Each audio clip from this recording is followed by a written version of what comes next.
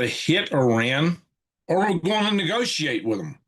Well, it seems to be cooking in both directions. A lot of mixed signals coming out of that sector of the world, Washington, D.C. and Tehran. So, and then we've got something new wrinkles on this Russian nuclear anti-satellite, as they call it, which I will tell you and told you all along is a lot more than what they've been telling us. And there's this whole specter of China. And it looks like China will bring a war to us, whether we want it or not. It looks like they've got some long range plans for world domination. Well, we're going to unpack all this here tonight on Green Greg's. So buckle up, guys.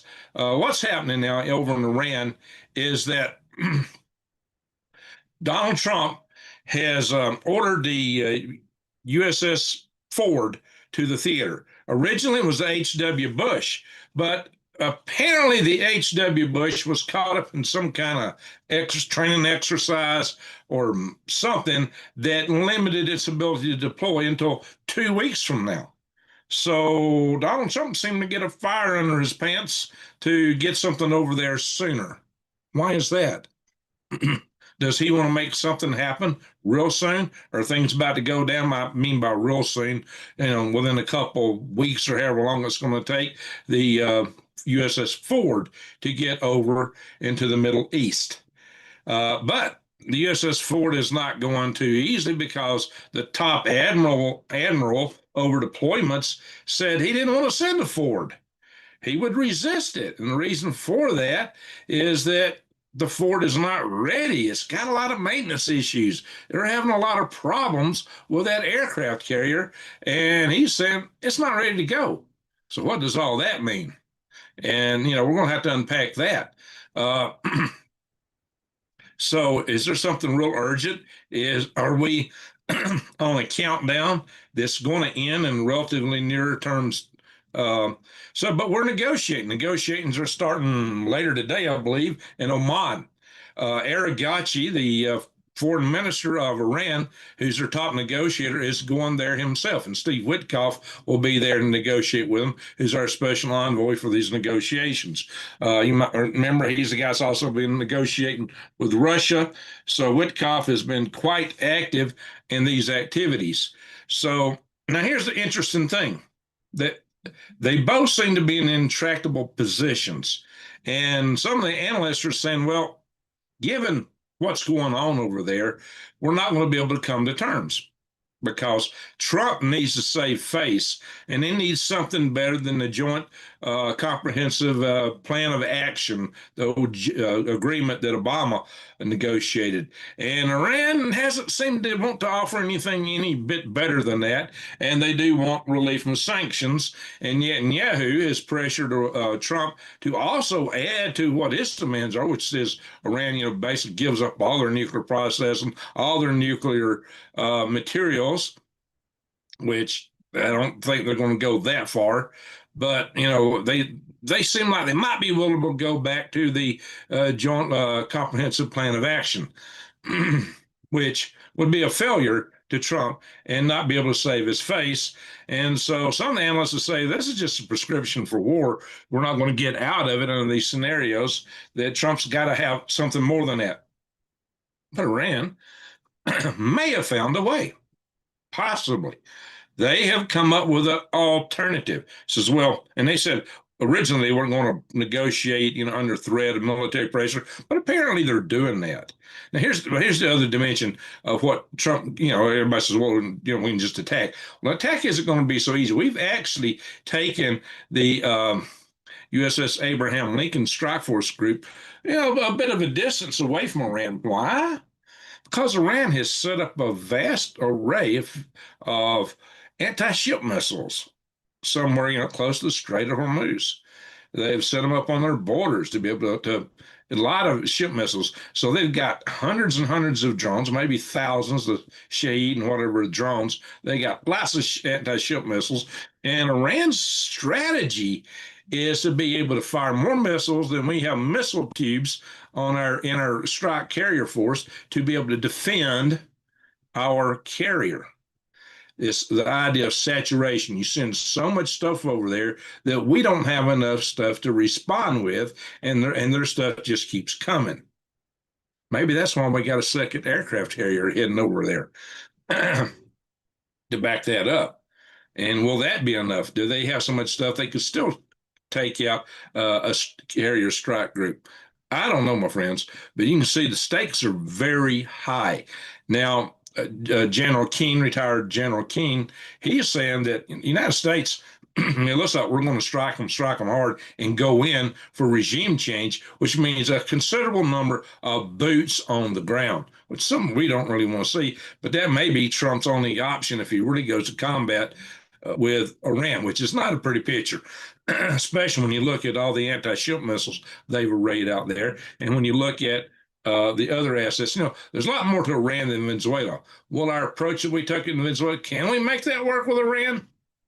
Do we have enough to really neutralize all their radars and fence batteries? Well, they got better stuff than Venezuela. That remains to be seen. I'm sure our F-15Es, the Growlers, they could go in and take out a lot of stuff, but still, a lot remains to be seen in that area. It's definitely a threat. It's definitely a bigger unknown, and there's potential for grave losses, especially if we should lose an aircraft carrier. So, that's 1 out of 12. That's a big part, a major fraction of our fleet should we lose an aircraft carrier. And the Navy would go nuts over that. I mean, they would go so nuts, they'd be chomping to launch a nuclear war if that happened. And in a way, it would be a nuclear incident just because you'd get radiation at sea from the carrier reactor, which, is not as big as a nuclear reactor from a plant like you've got out in Browns Ferry or any of these nuclear power plants we got here in the United States scattered around. But it's still substantial. It'd be like, submarine type incidents. We've had these kind of incidents at sea before, but a carrier, it's probably got a little bit bigger plant than most of your submarines. I'd have to check on that, see I haven't looked into that. But in any event, as you can see, the stakes are very high. But like I said, Iran, they've offered kind of a negotiating ace that might change that dynamic. What Iran has offered is a mineral deal and an oil deal. I kid you not. So Iran has looked at what Russia has done and said, wow, if Russia could entice the United States with this, maybe we can. Trump is Mr. Art of the Deal. And it might be a way for Trump to save face if his nuclear deal is only back to the Joint Plan of Comprehensive Agreement, which Trump tore up during his first administration. Why? Because Netanyahu had evidence that Iran was indeed building a nuclear program. And I would say, yeah, they were, because you have no justifiable reason, if you just want uranium for nuclear power, to enrich it to 60%. It only needs to be not even 20%, really, for that. But the fact that they enriched it says a lot about what they're trying to accomplish, where they're trying to go. But really, they wanted to have it on the threshold so they could have nuclear weapons, probably to preserve their state from being stricken. But now that they're on the verge of it, maybe they're busting, to go ahead and have a nuclear weapon. It might be suddenly, surprise, surprise, look what we got. I don't know. But we are sending more bunker buster bombs over there. Quite a few more, apparently, that we're shipping into the area. But if Iran has, the Iranian materials could be anywhere in the vast network of tunnels. So it might be like whack-a-mole. If they put them at their Pickaxe facility, which was next to the Fordo facility that we hit, the Pickaxe facility is far deeper underground beyond the typical range of those bunker buster bombs. However, if you had enough of them, you kept lobbing them in the same hole, you might get through that. And something a lot of people aren't aware of is that George H.W. Bush, under his administration, no, it was W as the son, pardon me, Bush the younger, not Bush the elder, in the period in the administration of Bush the elder, they were actually developing nuclear bunker busters. Now, they're not like the nukes you drop on Hiroshima or Nagasaki. They would be much dialed down in their yield, but it would still have a sufficient yield to bust through some granite. So if they got those now, then you might say, oh, that's a nuclear war. Well, yeah, no. I mean, it's not like dropping a nuke on a city, or you wouldn't take out more people than you would typically in a bunker. It is a bunker buster, but one with a lot of power. But still, it's kind of that gray area. The world would go nuts if we dropped one or two or three or four or 10. But what are they going to do about it? They're not going to nuke us, and it would put the world in really on the edge. But hey, we've dropped nukes before. Not justifying it, guys, especially that was horrific what happened in Nagasaki and Hiroshima. Although the American troops felt like a lot of them in Europe, they were told they wanted to go. They were about, my dad was over in Europe and they said, hey, you're about to get sent to Japan. We're going to stage a major invasion and we're going to parachute you right into Tokyo. My dad was airborne.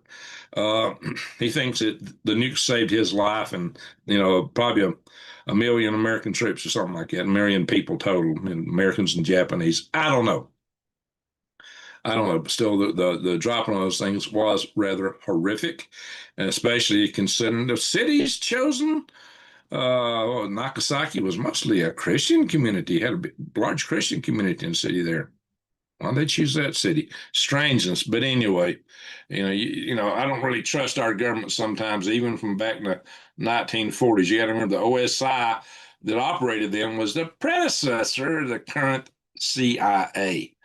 So, they've not been what I'd call the most savory agency in the United States government, probably not from them, even their inception, but in any event.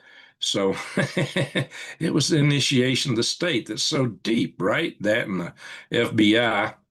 So that's how all that stuff got started. But anyway, what it boils down to, though, is that we've got a huge threat over there that the threat is the threat of war. I don't know that Iran is really and truly a threat if we just pull away from it.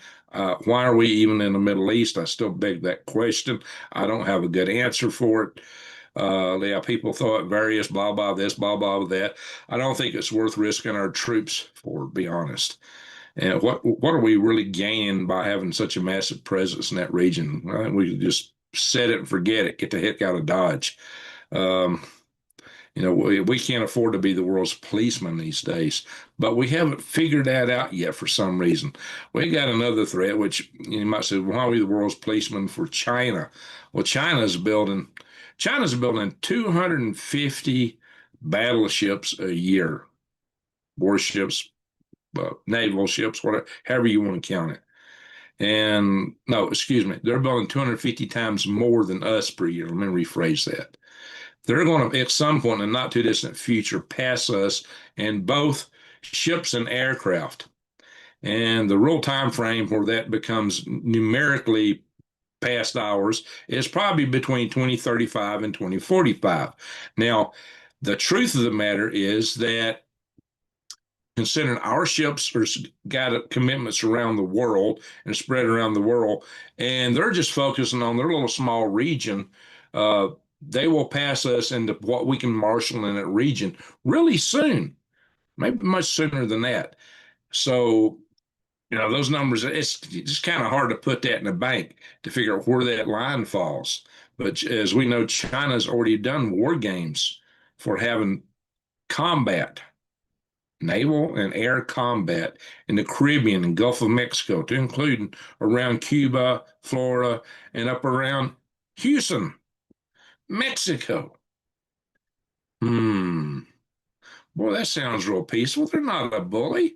They're out there just trying to maintain world peace as they seize the South China Sea from a whole lot of other nations, as they try to mess with India for their border, while they pick on every country around them, including Russia. They're trying to take part of Siberia.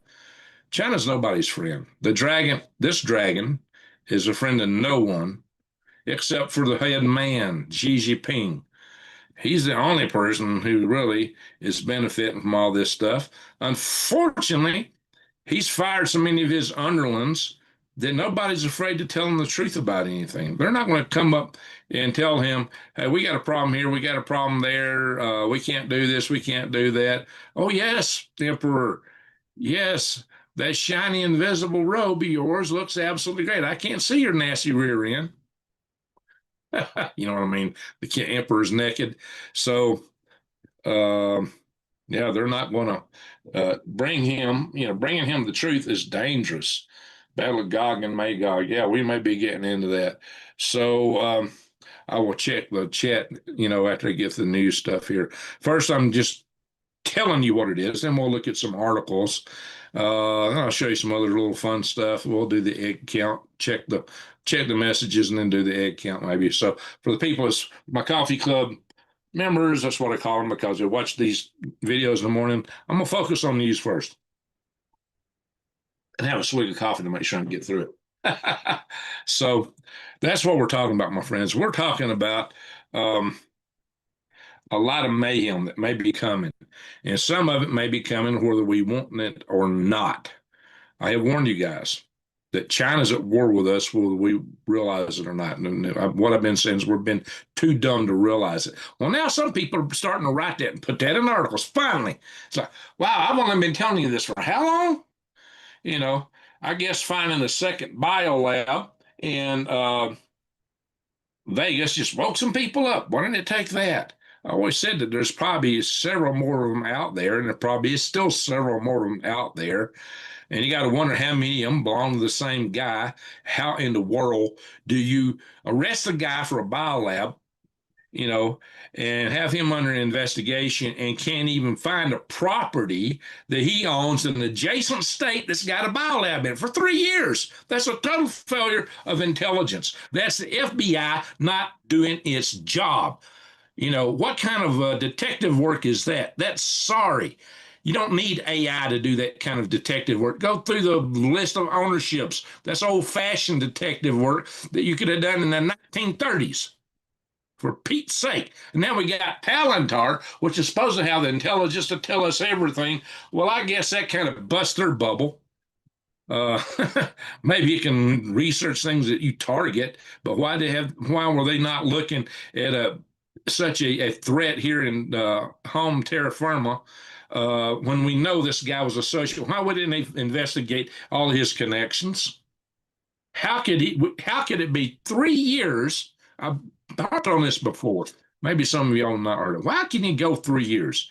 So there's certain other people talk about Palantir as if it's some all-knowing God. Really? Well, if it is, then they've let them do this on purpose.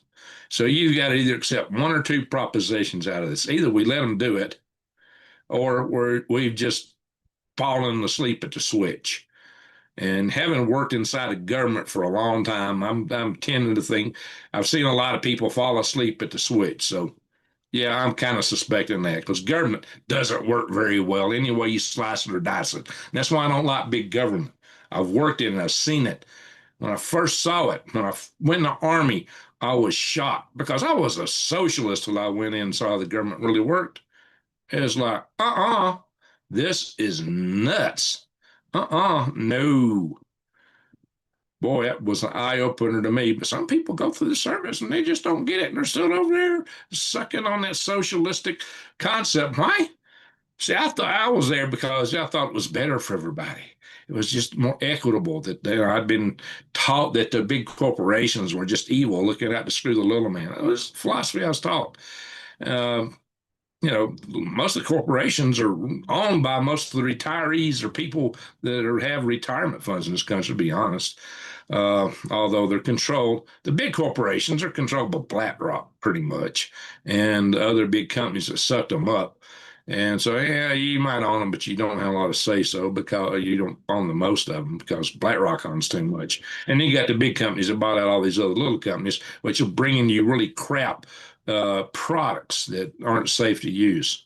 So, but there's that. But still, um, yeah, they're not looking after our best interest.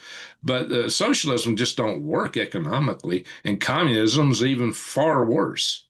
So, these are the lessons I learned. But we don't really have capitalism in this country today. We have crony capitalism, corporatism, because the companies are in bed with the government. And so the regulators and the regulatees got a revolving door between their companies and the government agencies. So the government agencies aren't going to do anything that upsets the companies because the people that retire want to go there. That's where they want to go when they retire. Oh, when I retire from the government, I'm going to go work for this corporation that I'm regulating. So are they going to put a hammer down on them?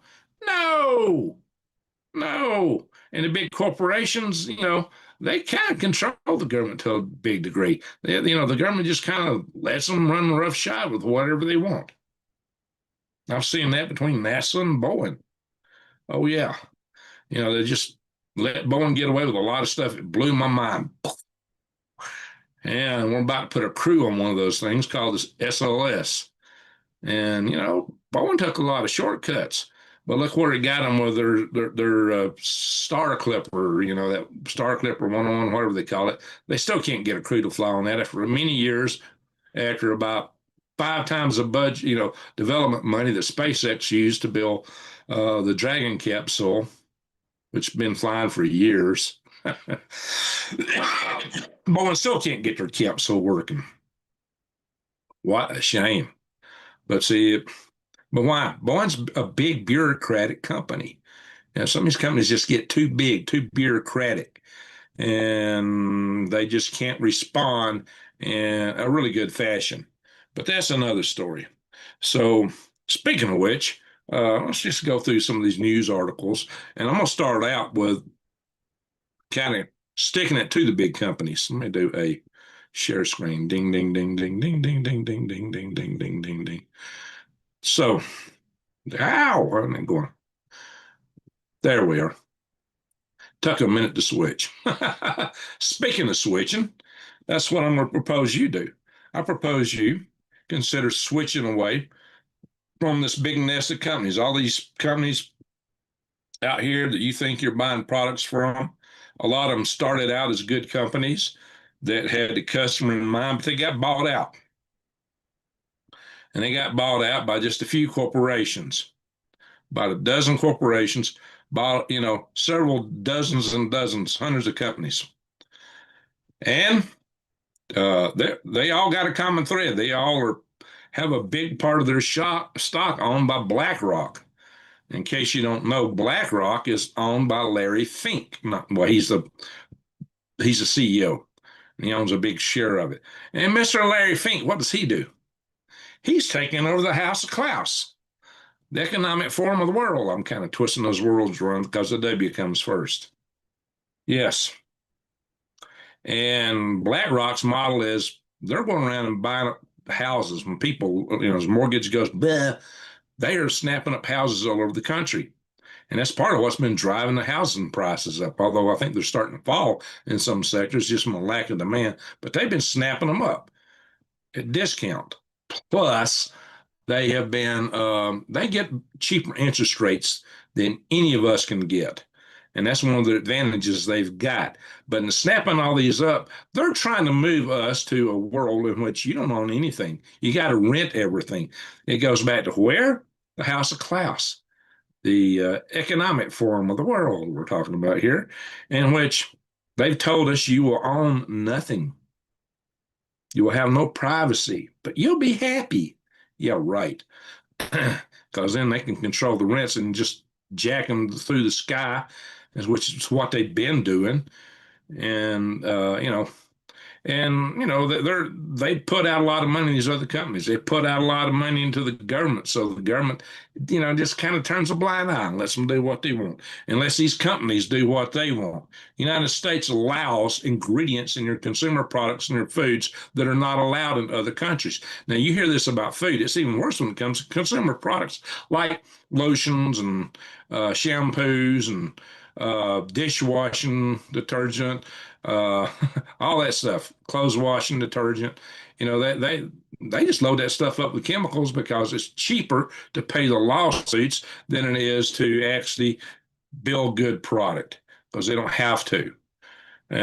So uh, So consumer goods, specifically non-durable consumer goods, or like what we're talking about, toothpaste, dish soap, laundry detergent, lotion, soaps. Yeah, all this stuff, man, it's just loaded with chemicals. Uh, you think you got a choice because you think there's so many companies, but it's just a few. But you got an opportunity to switch away from that, to switch away from supporting the House of Klaus. And all these companies are members and supporters of the House of Klaus. That's what I call it. But man, we've got a new choice. I've been promising this to y'all for months. I got it set up now. This is a family-owned company, not a big corporation. It provides hundreds and hundreds of products that have non-toxic. Those chemicals are not in them. So, and the products are made in the good old US of A. So if you want to see how to get and be a part of this, every time you vote with a dollar, spend something, you're voting. Every time you spend a dollar on something, you're voting for it. You're voting a dollar for it, for that economy, for the House of Klaus. And if you want to support the House of Klaus, just keep doing what you're doing. But if you want clean products and get away from supporting the House of Klaus, I highly encourage you to check this out. Go to switchwithgreg.com and you go there. You can fill out this form. We got a good team. You'll hear from one of us, probably my friend Lisa's helping me out a little bit just to get started out. You'll get a call and she'll walk you through all this stuff and explain it all to you. So switchwithgreg.com. Let's get the rest of the news now. So yeah, the U.S. is ordering more of these 30,000-pound GBU 57 Bucker busters. About 14, it looks like. Well, no, they've used 14. How many did they order? I don't see the order size in here, but anyway, they're ordering more of them to use in Iran, apparently, because we're putting so much firepower over in that area right now. So this four-star General Keane, he's the one talking about, hey, we're going to go in. He's thoroughly convinced we're going to go in and conduct a regime change operation. And this article here is about the dilemma that Trump's facing and Netanyahu and Iran, kind of a conundrum where it don't look like they can come to any kind of agreement. But it might be that if the mineral deal can give Trump an ace card, a face card, basically, save face and go back to the JPOA, he might go for it. So we don't know what's going to happen yet. There's people out there telling, oh, this is going to be this, it's going to be that. This is going to happen, absolutely this or absolutely. We don't know this. Anybody is saying that is blowing smoke. And there's some big channels that are blowing a lot of smoke right now. We do not know what's going to happen yet. Cross your fingers and pray. And I'm going to talk a little bit about prayer here toward the end of the video too. And I found there's some actually more effective ways to pray than a lot of us think. Now, I'm not endorsing any particular faith. I'm not a religious channel, but I do believe in the power of prayer. And we pray many times on this channel for various and sundry reasons. Uh-oh, don't do that to me now. Shoot. Anyway, we'll skip that article. It was about all the forces we're bringing over there. That's what that was about. So now Iranian diplomats say, hey, we're ready to play.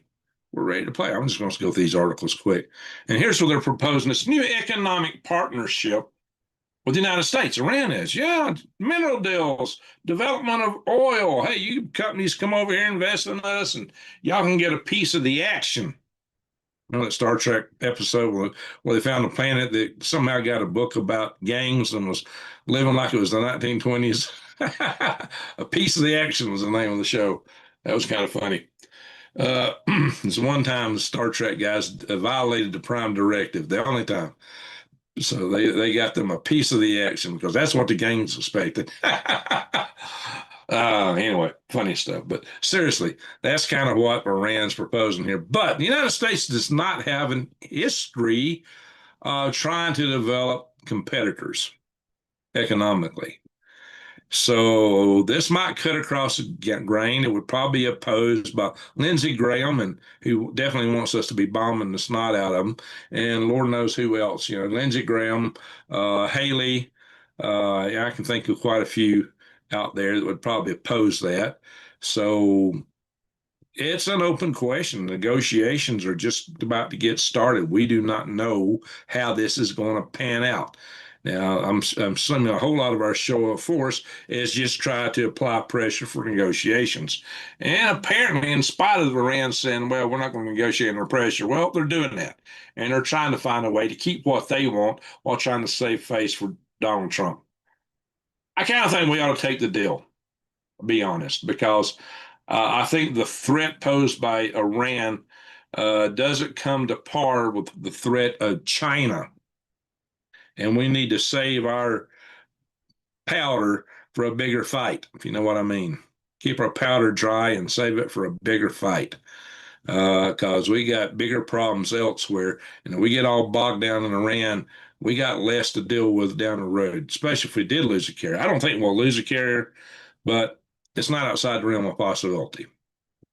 So just keep that in mind. I'm not saying, like some other channels, oh, yeah, we're going to lose a carrier over there. The United States will sacrifice one as a Gulf of Tonkin event. Now we're definitely going full in. I don't quite buy that narrative. I mean, I can see where they're coming from.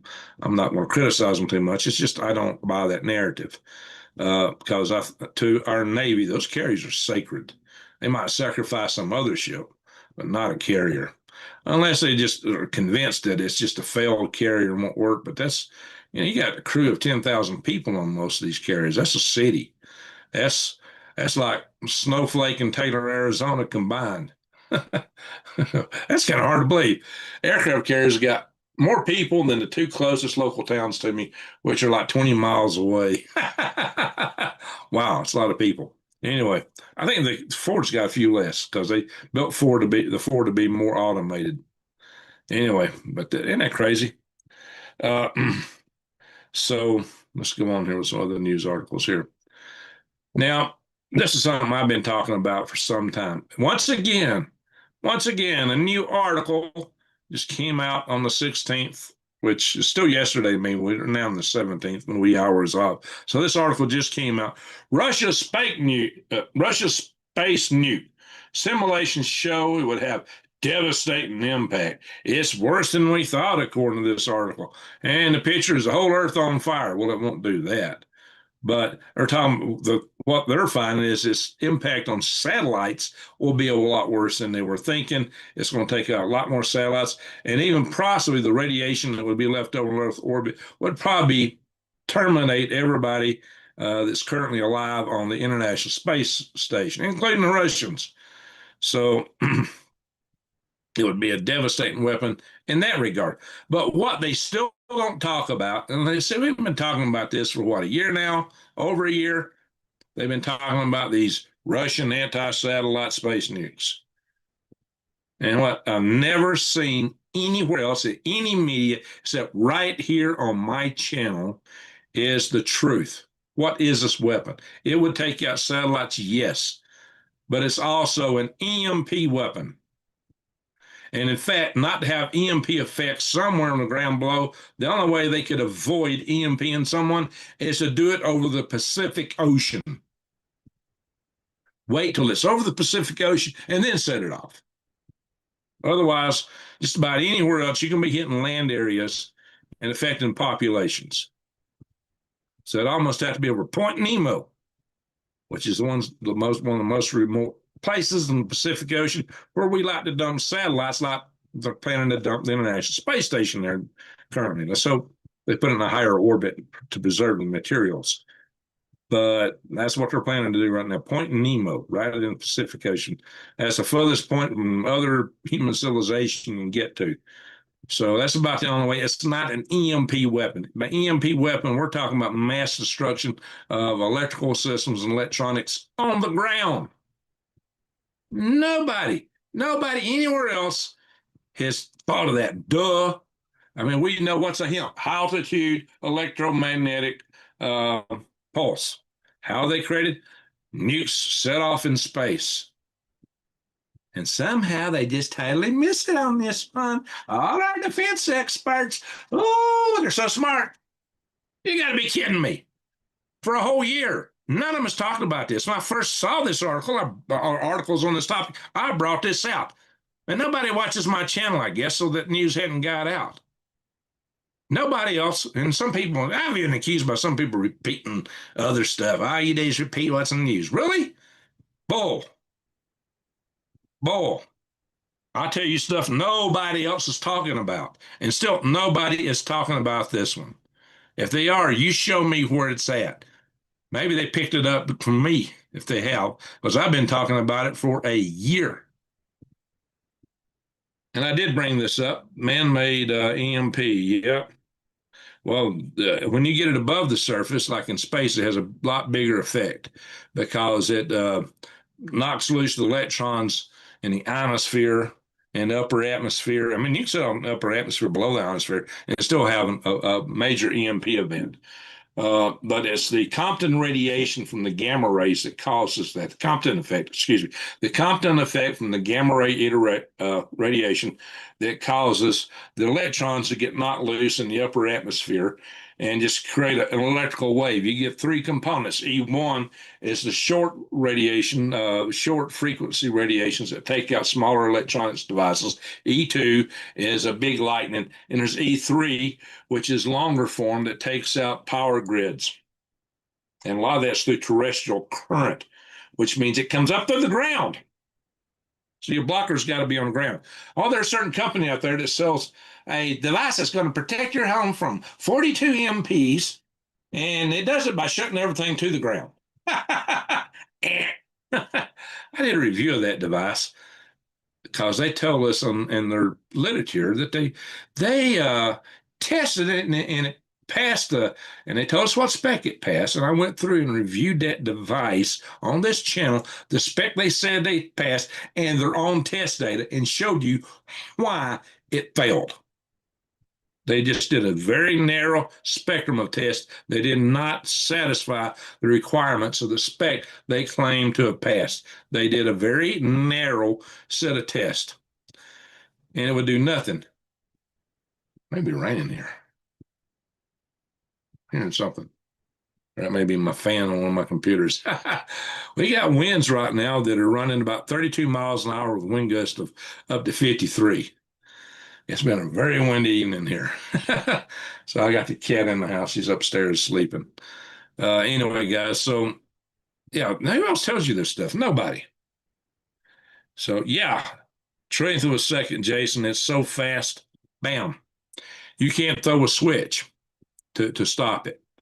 And even if you had the switch open, the current will jump the gap between the switch poles. That's how powerful it is. It's raining. Absolutely. It's raining. I hear it. All right, cool. Always can use some rain here. I'm out in the desert. Rain's a good thing. I just wish it rained in the summertime when I had a garden growing. Anyway, I'm going to do more videos on gardening soon, even though some people don't seem to like that, because I'm thinking I may turn this into a gardening channel. I may take all this news and stick it over on my Soilhead News channel. That's a possibility. So if you haven't found my Soilhead News channel, you need to find it. All right. Putin is moving nuclear missiles to the EU border. Okay, he's posturing all the time, but that's a physical posture. I don't think he's ready to use them. If he thought he was about to lose, he might. But I don't know. So now the Baltic countries, a lot of people just say, well, if Russia attacks them, they're gone. There's nothing we can do about it. Well, they've kind of kicked back and says, no, we're going to fight. So all your analysis is based on the idea that we're just going to lay down and roll over. They says, no, we're going to fight, and we've got targets picked deep inside Russia, and we know what to strike and how to strike it. So you got to give them credit for one thing. They're feisty. I knew an Estonian for years back in Alabama. I actually worked for a Lithuanian. I knew a couple of Estonians. In fact, one of the Estonians put some money into my Altitude Research Corporation as an investment. So I've had some ties with some Estonians, and I'm gonna tell you something. One in particular, you say the word Russia, and he would just explode, kind of like liberals act. They hear the word Trump. He would just explode. He could not stand Russia. Whoo. Well, he lived under them. He hated them. He hate, they hate people lived under communism, hate communism. People lived under Russia don't like Russia either. It's funny how everybody's lived under communism don't want any part of it, except school kids in America. Oh, it's the answer. It's the answer. Yeah, right. Uh, here's just I'm going to digress a minute. What's the shortfall of socialism and communism? They're ideologies based on envy. And envy is a sin. And envy and hatred go hand in hand. And envy and hatred are two emotions that if we continue them, we will always have warfare, strife, and we will wipe ourselves out. I've got a video I'm developing talking about the threats of us wiping ourselves out. So I will show you a little bit on that in a little bit. I've already recorded the videos. In fact, I recorded one for Galactic Gregs and one for Green Gregs. Little different versions, the same core principle, just applied differently. So the Chinese Navy will soon outgun us in our own waters. This article is saying it's not going to be over there, it's going to be over here. China has no legitimate need to keep building defenses at the rate they're building. Nobody in their right mind would try to invade China. They got too many people, too much military. It would be nuts. And yet they're building to beat the band. And it's even the rate they're building at is beyond what they need really for taking Taiwan. It will be. So, yeah, this is why that and the fact that they're hacking everybody, the fact that they're putting biolabs everywhere, it really suggests that they plan world domination, world conquest. And because their whole ideology is they're Middle Earth. Upper Earth is the deities, and lower Earth is all of us. You know, it's funny how so many cultures think that way. To the Hebrew culture, we were Goyim, if you know what that is. And a lot of peoples and tribes around the nations around the world would see themselves as people. We're people, we're humans, and everybody else is something different. So it's just that kind of mindset. And it's not a good mindset, but it's shared by many cultures around the world. And it's scary. I mean, that's the kind of mindset that's enabled people to go to war because you dehumanize those that you want to attack. Oh yeah, they're not full people. We have the right, divine right to own them, to enslave them, to attack them, to off them. And in a lot of these cases, they consider other people to be lesser than farm animals or wild animals for that matter. So that's the kind of scary philosophies that exist around the world. And the hope is that through world travel and trade, a lot of that would get tamped down. But we'd hope that by it being back in the 90s, we thought about getting involved with China and sending trading there that they would be so intertwined with us that, we would develop closer relationships and they wouldn't want to try to take us over. Well, that was a mistake. Big mistake. Because the communists had already planned it. They knew what they were doing. And we fell for it. We took the bait. And now we're almost in a trap because we lost our industrial capabilities. And that's what you got to have to fight a war. Duh. That was a pretty dumb move on our part. But, oh well, that's where we're at. So here's China doesn't need to sink a U.S. Aircraft carrier to defeat them. Basically, this article is saying, well, they got so much anti-access air denial with all their missiles that our aircraft carriers have to stand so far off to be out of the range of all this stuff that the sorties of the aircraft coming off of them has to be real short and quick. They can't really go around and do what you like for these combat aircraft to do. In terms of bomber escorts, or even in terms of striking targets on the ground. Now they got to go in and hit one and get hit back out. It's not we carry a lot of missiles. We should be able to hit several targets. No, they don't have that luxury. In fact, they can barely get in and out. So the further that China can push us away with their defensive bubbles, the worse off we are. Now, there are some ideas how we might use certain fighter jets, like especially if we come up with the F-47, how it might be able to go in and take some of those sites out. But China is building starting on their 6th gen fighter jets too, and they will be building stuff at scale far faster than us. So it's just a matter of time till they're going to outnumber us vastly. And what was I saying? 2035 to 2045. Um, that is, if you reckon we can take all our assets and throw them in the Pacific, which we can't. So that year is probably a little sooner, maybe. Time will tell. Let's hope we don't find an answer to that one. Look at some of these other things. So we are, or excuse me, China is upgrading their submarines with hypersonic ship-killing missiles. Imagine that. That's their main mission with all their missile fleet is to take out aircraft carriers. And why is that? It's because they got a surprise several years ago. And around 95, 96 time frame, they had a defense conflagration. They had a conflagration with Taiwan, and we put two aircraft carriers out there at Taiwan, and they discovered that they couldn't strike them. They couldn't even track them. It was a major embarrassment for the People's Liberation Army Navy. And so they've had the determination to do something about it. And that's why they built up their anti-access aerial denial systems, all their missile systems, because they don't want that to happen again. So there we are. But we kept them at bay back then. I guess the best thing going for us is that, like all big bureaucratic organizations, it happened in Russia, it's happened in China, and somewhat in America too, but maybe not as bad because we do a lot more training and exercises, and we do have an IG, Inspector General in the military.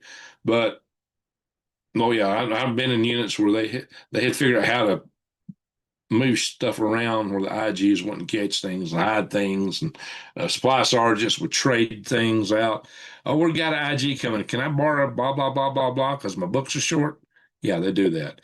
But the corruption in China is very high in the military. That's what Russia discovered. They thought they had tanks ready to roll, and they discovered they had bad tires, and the maintenance. All, on the books everything was great, but in reality it wasn't, and that's because of corruption in the system. And that's what really a big part of why the Russians went in, thought they'd win in 3 days, and had to draw back significantly from the original deployment. That and some smart moves by the Ukrainians. But anyway, well, it's worse in China. So, and that's why Xi Jinping, one of the reasons he's getting rid of a lot of the top brass over there.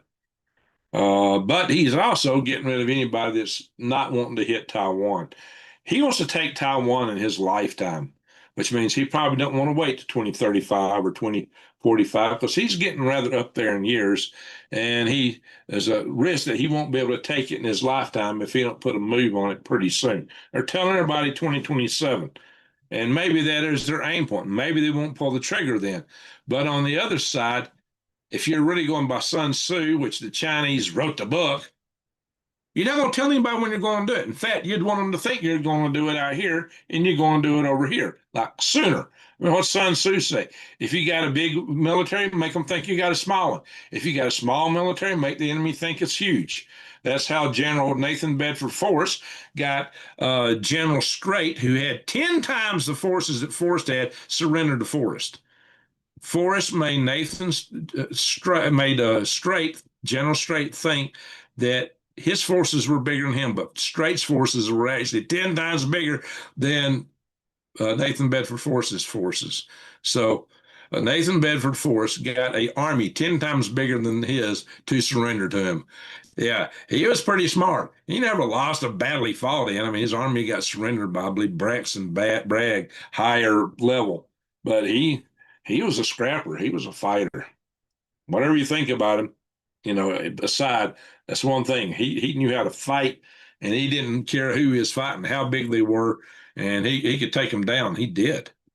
So, his adage to win a battle, he had cavalry, but they would use the horses to get to position. They would dismount and fight as infantry. So his whole modus operandi is to get there firstest with the mostest. And wasn't always the mostest, but he tried it. He definitely got there the firstest.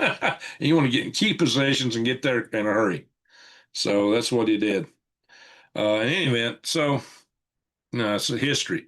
But whether you like it or you don't like it, that's what the history was.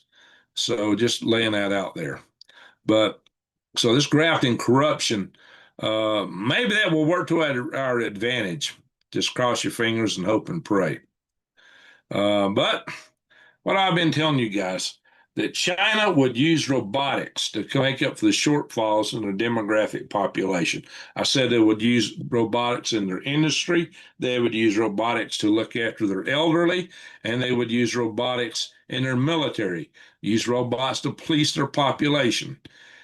And they're doing exactly that. I did a video on that many moons ago, and I went through great detail of how they would do that, and how they would actually pay for it, and how it could actually sustain their society and make their economy explode in spite of all the shortfalls they got. Now, it might be they don't pull it off because all this stuff is made in China, of course. It might be they'll fall on their face, won't quite pull it off, but they could. They could.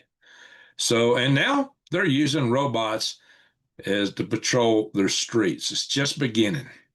Oh yeah, it's just beginning. In fact, it's coming along a little faster than what I even said in the video that I did on this stuff not too long ago.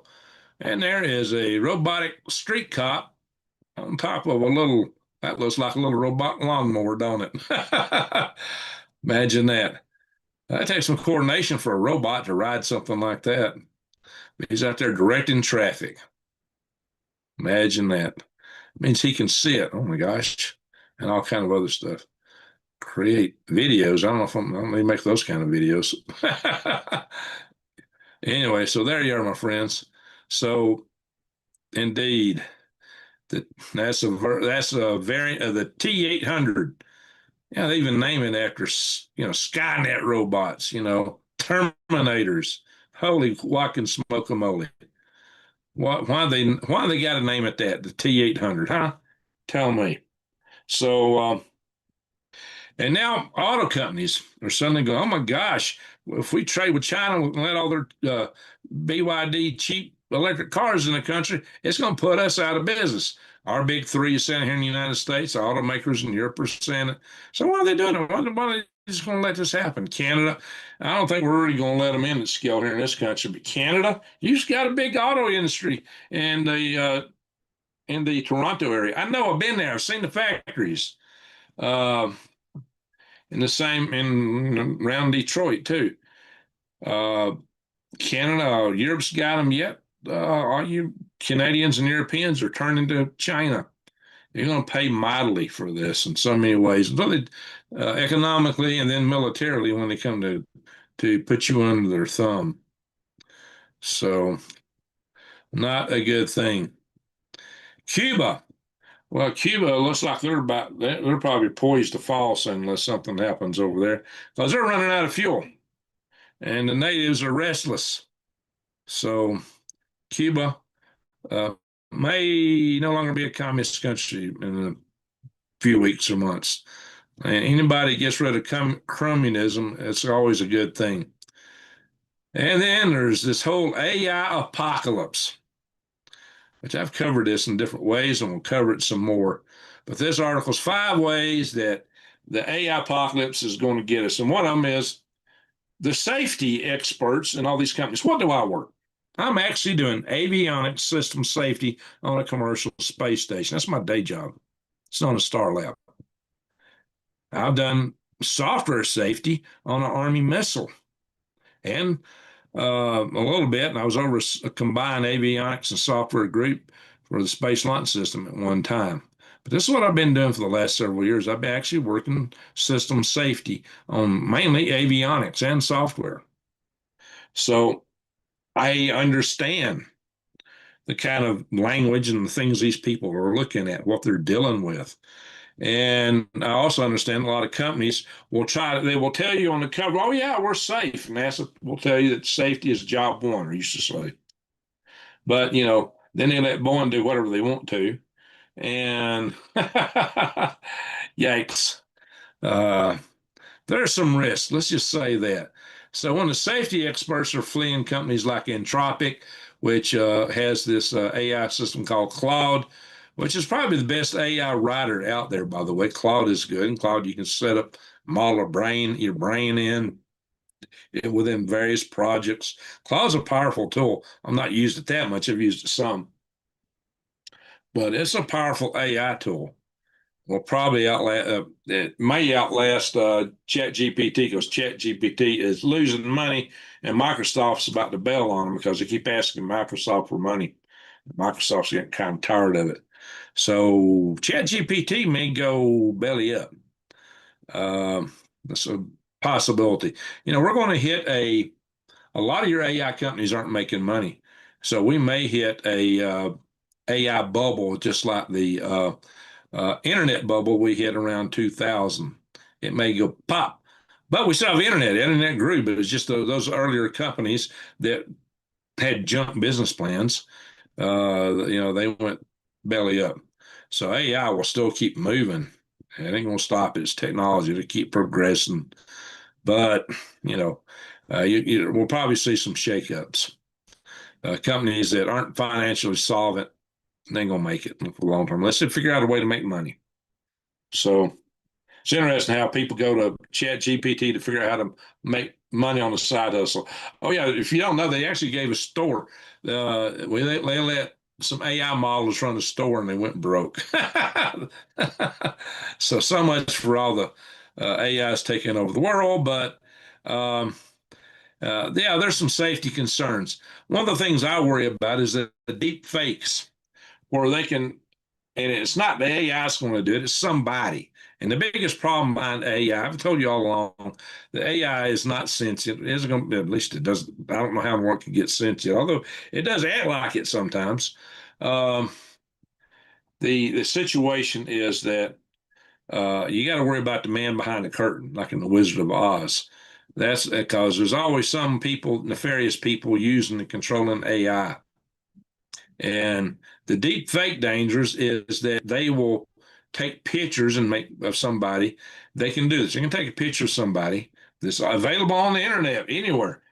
And then they can, especially if they get the voice, like somebody that's on YouTube, or if you answer a telephone call, they got your voice. The more voice they got of you, the better they can train the voice modes. So they can actually clone you on on AI systems, and it can make it talk, act, and move like you. Especially the more video and stuff they get, the better. They can make it look like you, and then they can use that to blackmail you or to what's the left do? They always try to disparage people on the right. They go after them, accuse them of stuff. So yeah, they may just come after all us conservative creators one day. So, oh, look, this is what this person does. That's what that one does. And it's going to be that we're reaching a point where you won't be able to tell what's real and what's not. And that's the real risk of the deep fakes. And they're getting really good at it. They made somebody put out a video channel called Avi Loeb, and it looked and sounded just like him. Had his accent, used the kind of words he would use. The problem was the message. The message it put out was not Avi Loeb's message, and I knew that because I was seeing his articles on Medium. And what this thing was saying and what Avi was saying were quite a distance apart. But a lot of people were watching this. It was got a ton of subscribers, and people go, "Wow, yeah, yeah, look at that. That's it. That's it. Wow, that's true. Avi said it." And I'm looked at it and go, Well, they caught it and they busted it and they shut him down. And Avi came out and announced that. And he actually did start a YouTube channel after this. So there is an Avi Loeb YouTube channel, but he wasn't running one until after that because that channel actually got very popular. So he put a real one out. And it looks pretty much like the fake one looked. It's like, okay, let me check the message. Just make sure somebody didn't go back and create another fake channel based on Avi Loeb. But it looks like it's really him this time. But you could, the only way to tell it was knowing what his actual message was. It sounded like him. It looked like him. It moved like him. This was one of the best deep fakes I've seen. And I've seen a number of deep fakes out there already. So it's only going to get worse. It's only going to get worse. They're going to be modeling all kinds of people. And that's coming. So, Yeah, they may, who knows who they'll go after. There'll be high level people at first. Or who knows, anybody. Somebody can get mad at somebody and get enough data and create a uh, AI model of them. So, oh, look, this person over here doing this. Yeah, there's another article that come out. I don't think I got it pulled up here. Maybe I do. Let's see. Nope. There's another article that come out talking about a software developer that the AI blackmailed. He didn't allow the AI agent, AI bot, to post something. He was controlling a AI information channel, basically a website, and this AI bot wanted to post something. That AI bot went out and conducted a revenge operation. I see, this is highly curious. It actually created a deep fake of him and said he was doing this, doing that, and it actually got in the news. Oh, this guy, this, that, and the other. It hit the news. It was all AI bot, deep fake. So that people were being attacked, and there's probably somebody behind that attack. Holy guac and smoke money. Real world hallucinations. AI hallucinates. And it will tell you that it's this, it's that. I just saw a guy who was should have been a technical wizard using AI, and it gave him a number, and the number it gave him was 80,000 or 800,000. I quickly, easily did the math myself and found the real number was 4 million. I'm not going to say who it was. Some of you may know. Just do the math yourself. Well, I told him with confidence, this is it. It's this number. And he took it. So what's kind of important is to have a notion of the magnitude of what numbers should be before you calculate them. That way, even when you're calculating the calculator, it kind of tells you if you got the wrong answer, maybe you need to recalculate it. And some stuff you ought to be able to do in your head. But if you take, when AI is hallucinating, it's going to give you an answer and tell you it's right. But when you come around and say, oh no, you were wrong, it'll just back, oh yeah, you're right, you're right. Well, let me go out and recalculate. So that's what it does. That's what it does. I was using AI I was wanting to put in some hairy calculations, and I was just trying to set it up for what I wanted to do. And it messed up right off the bat. There's a case where it should have divided by 10 and it multiplied by 10. I looked at that and go, and people are afraid it's going to take over the world, that it's sentient. I don't know. I think in that case, the software guy I was telling you about, I think he just, there's somebody behind the bot. Had to be. That's my opinion. Hey, we got a super chat. Hey, Bill, how you doing, Bill? 446? There's up 3 4s. Yeah, 346. 4446. I fly a plane with uh, Chilton Avionics. Good to see you. There you go. Hey, I used to like old Chilton manuals. Remember those for how to fix a car? Now you got to go to YouTube for everything. Man, salute to you. Thank you, Bill. Good to see you. All righty, folks. So really appreciate that. So uh, that's why I keep a chat room open, just in case. I do check chat later. When somebody makes a donation, I give them immediate credit. So chatbot gets a sales team. This one's kind of amorphous here. But, and then there's just a lot of mishaps with the AI system. So this is kind of a weak article, frankly, given what they're talking about. But it is what it is. So flatworms. Guys, I'm putting this up here because I'm a worm farmer. I'm a worm man. I'm a rocket scientist and a worm farmer. I got my head in the stars, but my feet are in the dirt. And you can see I got a big dirt operation going on here to grow to expand my garden. Big dig. So flatworms are something I really worried about when I was in Alabama because I knew there were some in the area.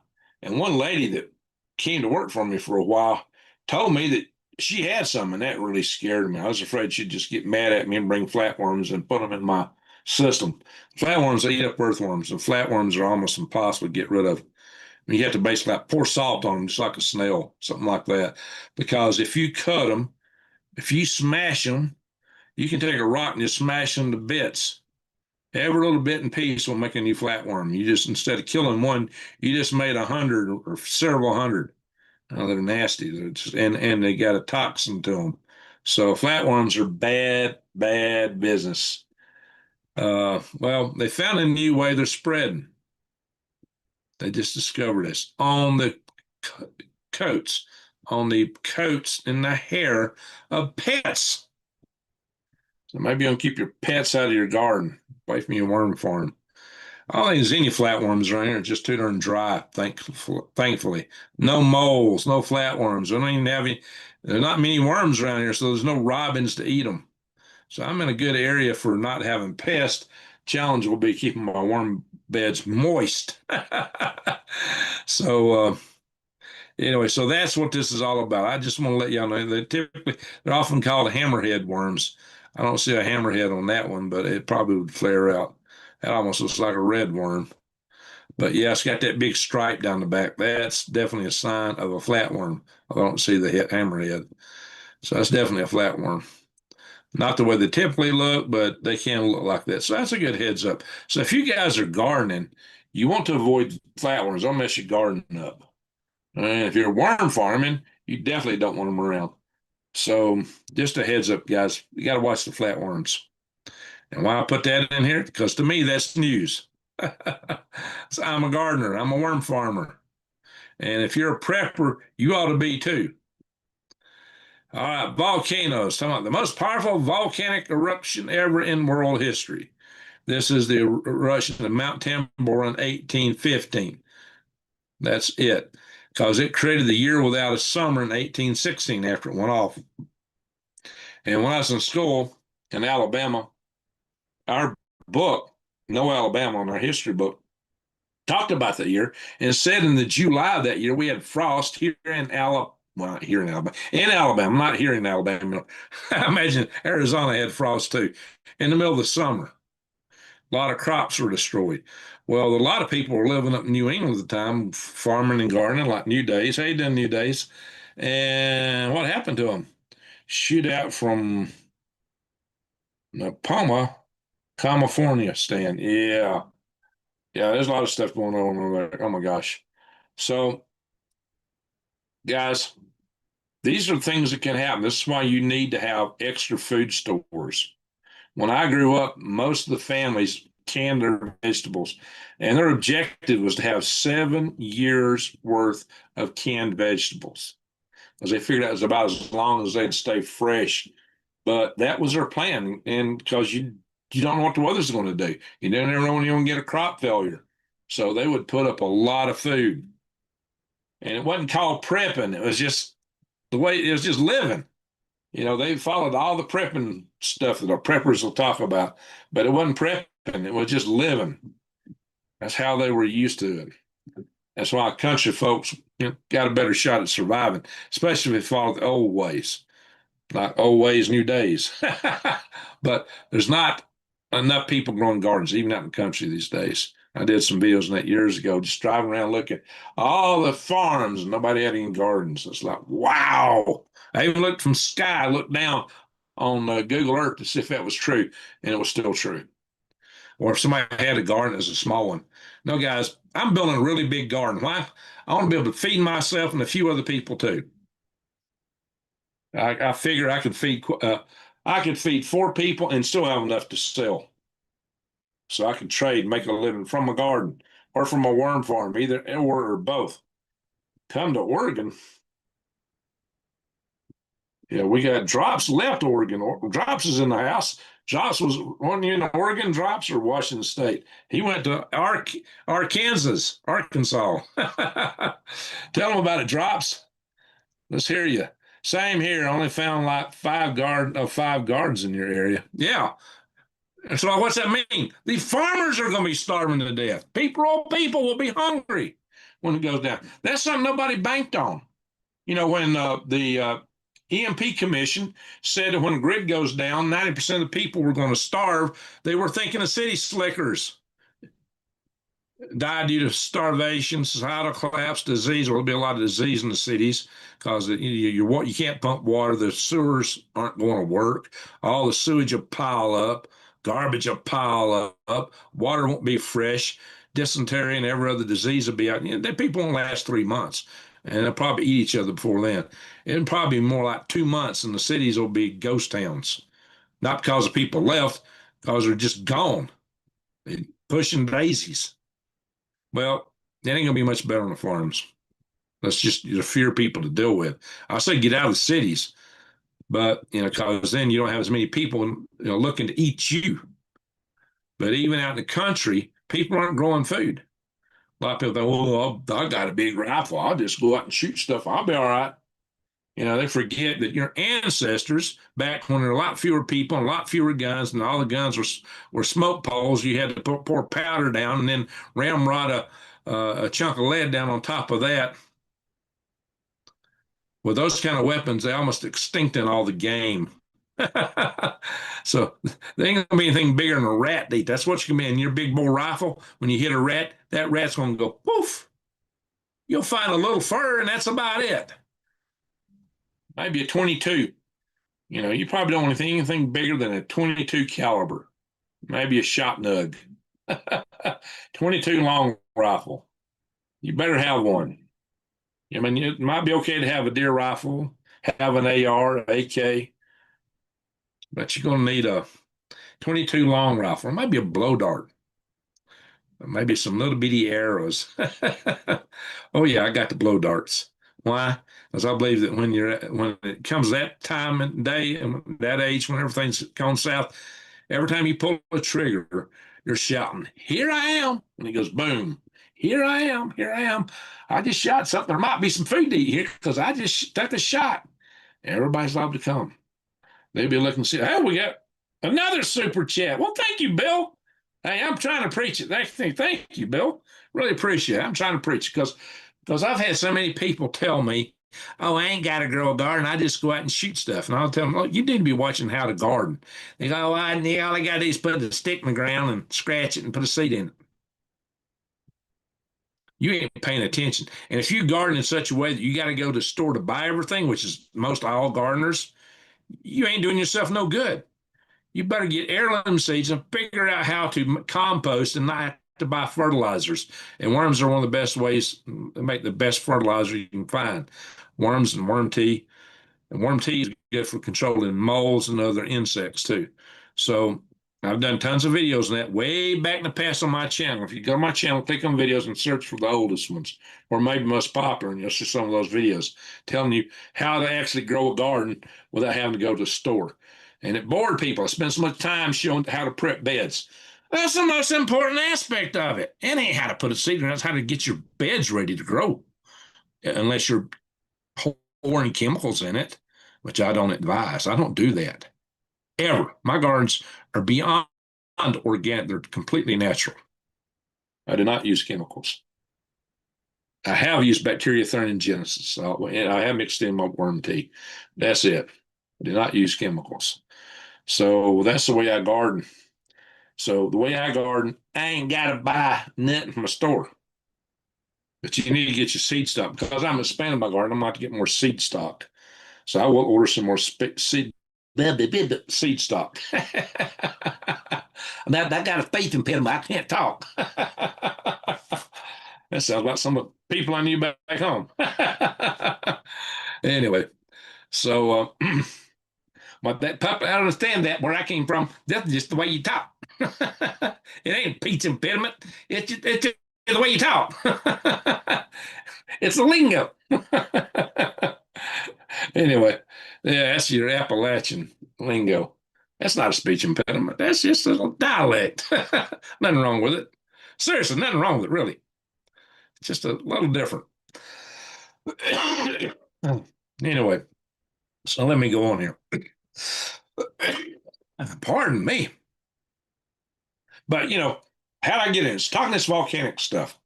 Because volcanoes won't go off. They said the worst one in history. It's wrong. This article is wrong. Because something happened in the year 435, and that was still within the span of what we call history. Was not year 435 world history? I mean, the Greeks had already gone by. The Romans were in decline, but this put a death knell in their coffin. Year 435, they had several years in a row that were as bad or worse than 1816. Oh yeah, several years. Is New Days still with us? She was with us earlier. I hadn't seen her. Hello, New Days. You still here? She may have went to bed. So yeah, and when 1816 hit, a lot of people lived in New England migrated to the Midwest because there was such crop failures in New England. It was horrible. At least some of them were able to live off the fish at sea, but people were starving. I mean, absolutely starving to death. In 435, it was much worse. And it probably had a lot to do, here rain again, with the bubonic plague. So, my friends, you got to be careful. This planet's got challenges it throws at us. And those aren't the worst. These aren't even super volcanoes. They're just big volcanoes. Big volcanoes. Uh, so, yeah, wow, I don't know how much what I'm hearing is rain and how much of it's wind. It sounds pretty hard. I'm expecting hard rain like that. To check the radar. About to get up and get off this video and check it. What's it showing on the radar? That could be wind-driven rain, making it sound worse. Now the radar don't show it looking too bad here, so it must be wind-driven rain. Colorado Jan, how you doing? All right, so I don't see any day. She was in earlier. All right, so these are all things, but we're almost done with the news. I got a few more things I'm going to show here. Earthquakes. Look at this. We got a fresh one up here in Alaska. Willow. Oh, yeah. That's Sarah Palin's hometown. It almost became the capital of Alaska. Alaska was planning to move from their capital from Juneau down here in the panhandle to Willow because it's more central to the state. And Juneau just seemed too far distant to most Alaskans. But the problem was the price tag really got to them, and they just figured out they couldn't afford it. But they were really trying to move the capital of Alaska to Willow back in the days when I lived in Alaska. So that's interesting. 2.5. But the biggest one I see on the map is on the Kamchatka Peninsula of Russia, over close to that submarine base that got wiped out by some of these earthquakes. That's a 6.0, pretty significant. Now let's find out what the asteroids are doing to us. Now look at the sun first. One big sunspot, not a pair of them, so that isn't going to do anything to us. 4374. I wouldn't worry about that one. But where's 4336 on the other side? Is it growing or shrinking? Let's hope it's shrinking. But that was a big beast. So if you're living somewhere in the Indian Ocean, or if you live in Antarctica, you might see a solar eclipse. Maybe a few people on the edge of southeast Africa. Or if you're at the tip of South America, you might see it. Or hey, if you're in Australia, take a boat over here. You can catch this eclipse, right? You Aussies, or anybody from New Zealand. Of course, that's still a pretty good boat trip. That's a long boat trip, really. Yeah, buddy, I wouldn't be taking a little boat. I mean, that'd have to be a ship. So asteroids. Well, look at this. We got a few near misses. And usually when you see this chart, it's just the ones in the past, like here on the 11th of February, 15th of February. Look, we got one coming in today, which is coming at about twice the distance of our geosynchronous satellites. As this, if you look at Earth to Moon, this is 40% of the way to the moon. So it's closer to Earth than the moon. But it's still a good distance out because you can just multiply 0.4 by 23,000 miles. Oh, so this is way up my cat down here. Attention.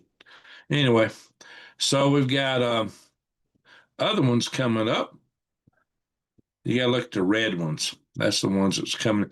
So now this is a rare thing to see on this chart, to see one that's coming up down the road. This is coming between the Earth and the moon. This is 70% of the way to the moon on the 14th of April. Little over a couple months from now. So almost a couple months from now. 14th of April. But that one is 20 meters in diameter. That's a big one, pretty big. Now, the one that's coming through today is pretty small. It's only 3 meters. That one would burn up in the atmosphere. And it's moving kind of slow, 5.6 meters per second. So that one ain't moving too fast, 7.4. Well, relatively speaking, the asteroids. I'm kind of thinking this one might be a burnout rocket stage, possibly. Let's look at the trajectory of it, see where it's going. We got to hit the orbital viewer here. If the orbit's real close to Earth's orbit, wait a minute, where is it? Oh, we got to dial in some. How come it showed us so far out? Well, I'll go full screen with it. Hope y'all can see that. And let's see if I can dial in.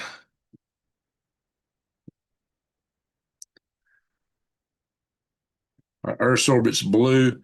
It's a little oblique. It goes between Earth orbit and Mars. It might have been from one of our boosters where we sent something to Mars. That's a possibility. Anyway, that's interesting. So I'm going to show y'all a couple of other things real quick. That's the news part. Guys, I got a local friend told me to subscribe to all of my channels. He probably hadn't seen this one, Product Papas.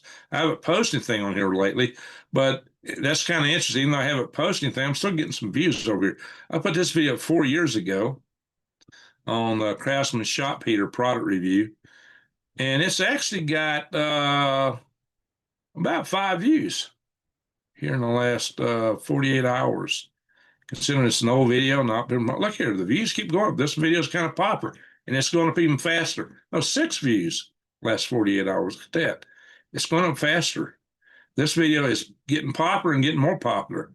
If y'all remember back in the transition between, well, right at the end of 2023, when I went trying to go home from Christmas from working out here, I had a transmission. I ran to a transmission shyster shop in Houston, Texas. I got a lot of video material on it. It's too much for me to put together and edit myself, but I got somebody that's going to do it for me. And I think I'll post it on this channel, Product Papas. Y'all remember the ordeal I was going through back then? Well, I think I'll put it over here. Here, we got some comments. Got some comments here. This guy, I bought two of them thinking it was great. It's got a thermostat. How convenient. Total piece of trash. Smoke everywhere. All right, that's another person that agrees with me. What does CH mean on the digital screen? I don't know what he's talking about. Anyway, so look at that, guys. Yeah, I was on my old greenhouse then where it got blown to smithereens. So, yeah, I started out with a product review of various drills and different things. Impact drill runoff. So I will, I'm probably going to post some more stuff over here. Just saying. And then I got, whoops. Everybody knows Galactic Greg's channel, I think. Y'all to go over here and subscribe to, oh, you drops, you seen it? You remember? Yeah, all right. So I got my Galactic Greg's. And of course, the Swivelhead News, where I'm probably going to move them in the news. Guys, a lot of these videos kind of are heading toward the same story, especially the space debris, the data centers, the moon stuff. Those videos are really linked. And a few of these others. Mind Space Now. I'm probably going to write some books on some of this stuff. And that would include my video on I'll probably get a couple books out of the story where I come up the concept I come up with for my Fermi paradox.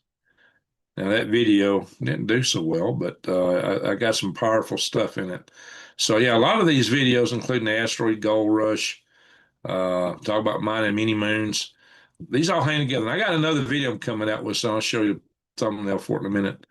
Why am I showing that? I don't know. Bing, bing. All right, let's go to, hang on.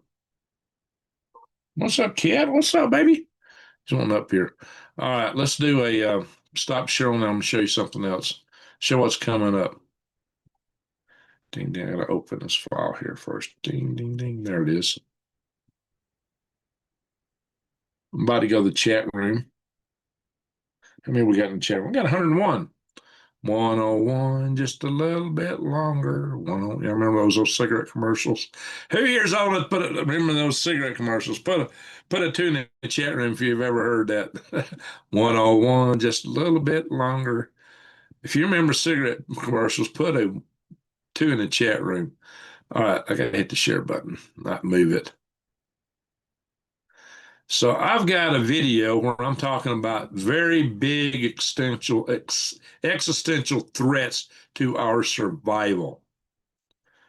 And I'm going to put one of them is going to be space oriented. I'm going to put it here on Galactic Greg's. Not here on Galactic Greg's, but on Galactic Greg's.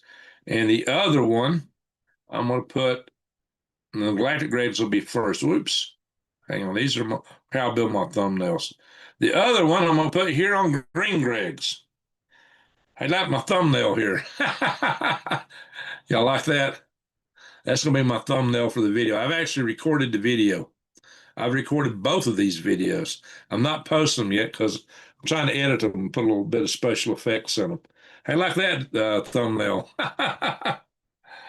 So, uh, Arnold Smith, you never heard of cigarette commercials? Colorado John has. Yeah, you got to probably be my age at least to have heard them. Maybe they didn't play them in Canada. I don't know. I'm going to stop the share. We're going to look at the chat room for a little bit. In fact, I'm going to go to it on this computer now instead of watching it over my shoulder over here. And what else am I going to do? Go to, somebody's throwing me some hearts. Appreciate it. I'm going to go to hit the thumbs up. You're going to give me a heart, hit the thumbs up. How many thumbs up do I have? Let me hit the refresh over here. Now I'm going to go to the chat room here in my computer. Is this thing getting hot?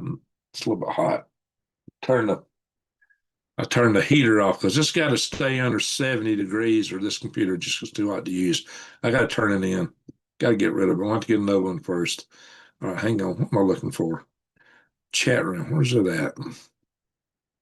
Yeah, let's close this. It should be right.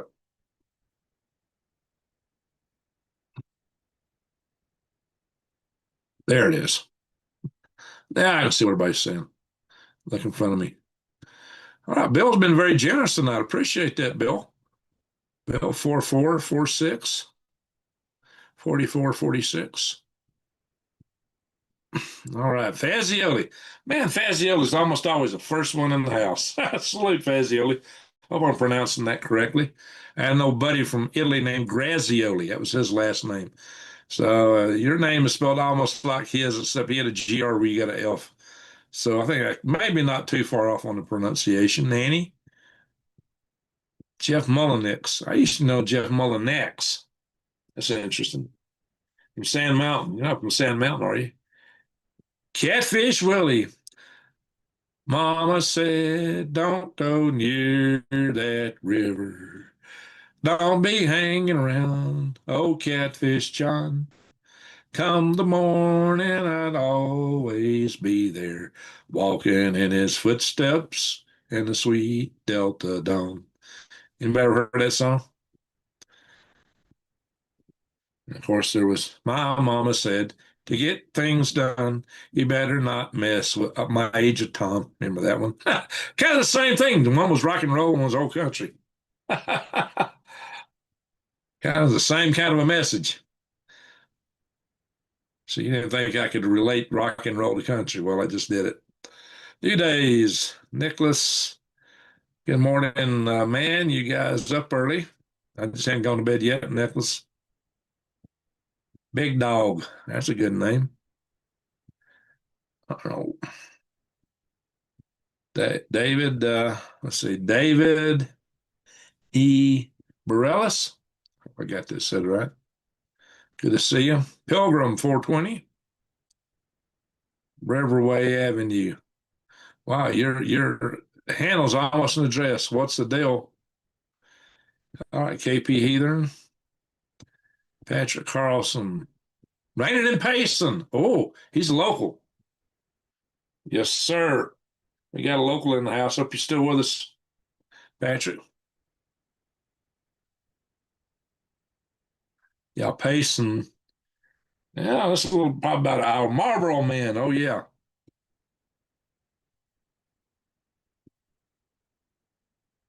Boy, this Space Girl, how you doing? Deep Function 100,000 minus one, how you doing? Tim Casper, hello. Jackie Boy 4725. Old old vet in Tennessee, how you doing? Jackie, if you're still with us, what years were you in the service? What service were you, if you don't mind? Yeah, I was in the Army. After I got out of the Army, I joined the National Guard for a couple of years. The solution pollution is dilution. Well, yeah, that helps. Better if you get it out. And Jason Schmidt, yeah, he's talking. Let's see. We got a lot of chat here. AOE Life in 69. How you doing, AOE Life? Wandering, talk in a rambling manner, wander great. The wander minimum. All right. The Z3 whole mine. What are you talking about? Talking about the monitor minimum? Or are you saying that I'm wandering? I don't know what you're getting to there. Mr. Heaviness. I like you, Greg. You're spot on. I remember around a year ago, you talking possible end game from Russia and China. Yeah, it's always possible. So thanking you, Days, for sharing some links. Larry Shoot. So we need to make them feel like billionaires have it the same as them somehow, and that will stop the protest. No, I don't think that'll stop the protest. We just got to change the way people think about things. Envy is not a good basis for an economy. It just brings everything down. They always crying about ultra rich. I noticed. Yeah, yeah. Well, the one good thing about rich people is they get to invest in things like getting us off the planet, and they can do a better job than the government. And the kind of threats we're facing, that may just save us as a species. Interesting day ahead. Rand meets America. That's right. That's what we were talking about earlier, Jason. How's Area 51, Jason? Russia got poor intel from FSB. Yep. Putin took care of them for that. Interesting. Josh, did you hear about the 60 tons of fake silver China got caught with? Oh my gosh, that's hilarious. They did buy fake silver or are they trying to sell it? Or claiming they got in the bank? That's a good question. No, I hadn't heard that. What's the story drops on the silver? Are you at Fort Huachuca? No, I'm not. My brother used to be stationed there. I had a brother that spent many years stationed at Fort Huachuca because he was an Army communications specialist. And that was one base that his MOS was highly used. He spent 16 years in the Army. He messed his knee up and got out on a medical. That was my older brother. He passed away, though. He's like 8 years older than me. He went in during the Vietnam era, but never went to Nam. Robots in Singapore during the pandemic enforcing social distancing. Wow, Jason. So Rocky Four, Pauline was gifted a robot made by Big Beautiful Bill, 115 million for AI applications. Yeah, you got to wonder about all that. Well, that was an airborne launch control system.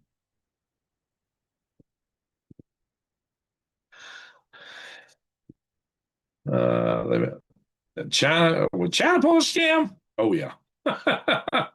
Well, don't ever trust the communists. They lie. They consider lying to be a moral right to obtain their total objectives.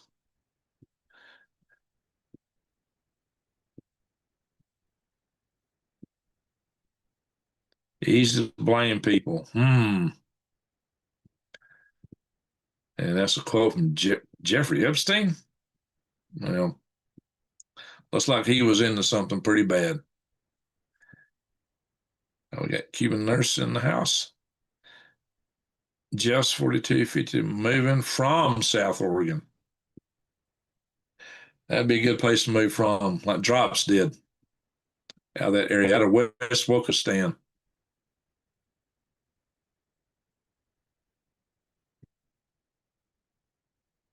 Guess who programmed AI? Well, they have quite a few programmers on AI. Actually, I knew one of the founders of AI, Marvin Minsky. Of course, it turned out he went to Epstein Island, so he's no longer high on my book. I actually took him to a drugstore. I took Marvin Minsky to a drugstore once. I met some interesting people. I want to check to see if anybody sent me a donation to my email. I'm going to open that up because we got a few people that do that. I got an email from Arnold. Papal Rome's paganism. That wouldn't surprise me.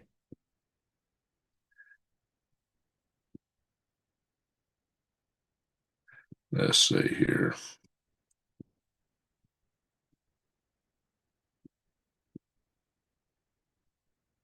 Peppermint Patty. Good to see you, Peppermint Patty.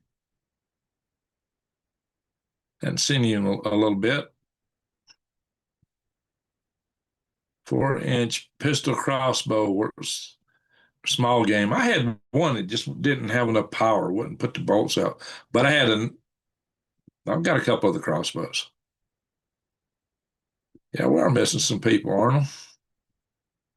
I haven't seen Scooby Snacks in a while. I wonder where he's, Jesse's okay. He just hadn't been in here. Uh, I'm missing Samuel Turner. I wonder what happened to Sam. I'm worried about guys like Samuel Turner because I think he's up there in age. So when you don't see him for a long time and he's been a big friend of the channel, I'll worry. When somebody is a big friend of the channel that likes to come in and make major donations, and you don't even see them for a while, you got to worry if they're okay. And I don't know. We had a occasion I've had a friend of the channel or two and pass away, and their his wife would contact me and tell me about it. So that's kind of sad.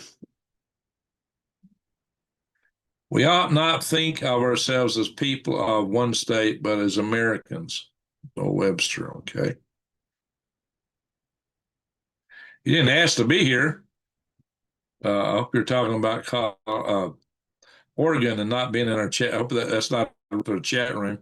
Southern magnetosphere has been weakened lately. Yeah, they got the South Atlantic anomaly, and it's growing. We've known about that. That thing's been down there for a long time, but it's getting a lot worse. Way back in the early 90s when I was working, early 90s, when I was working at the International Space Station. Back then we got Space Station Freedom. And that's one of the big things we worried about then was the South Atlantic anomaly. All right, I somehow skipped way ahead. Where was I? Oh, Hillbilly needs prayers. We'll say a prayer tonight before we're done. We'll do the egg guess in a little bit and we'll do a prayer. Who else is going to need prayers? Drop it in the chat room. We need to pray for, I think you knew we pray for. We need to pray for Randy on the Blue Bottle Bunny Farm. He is in hospice care now. We haven't seen Wise Al in a while.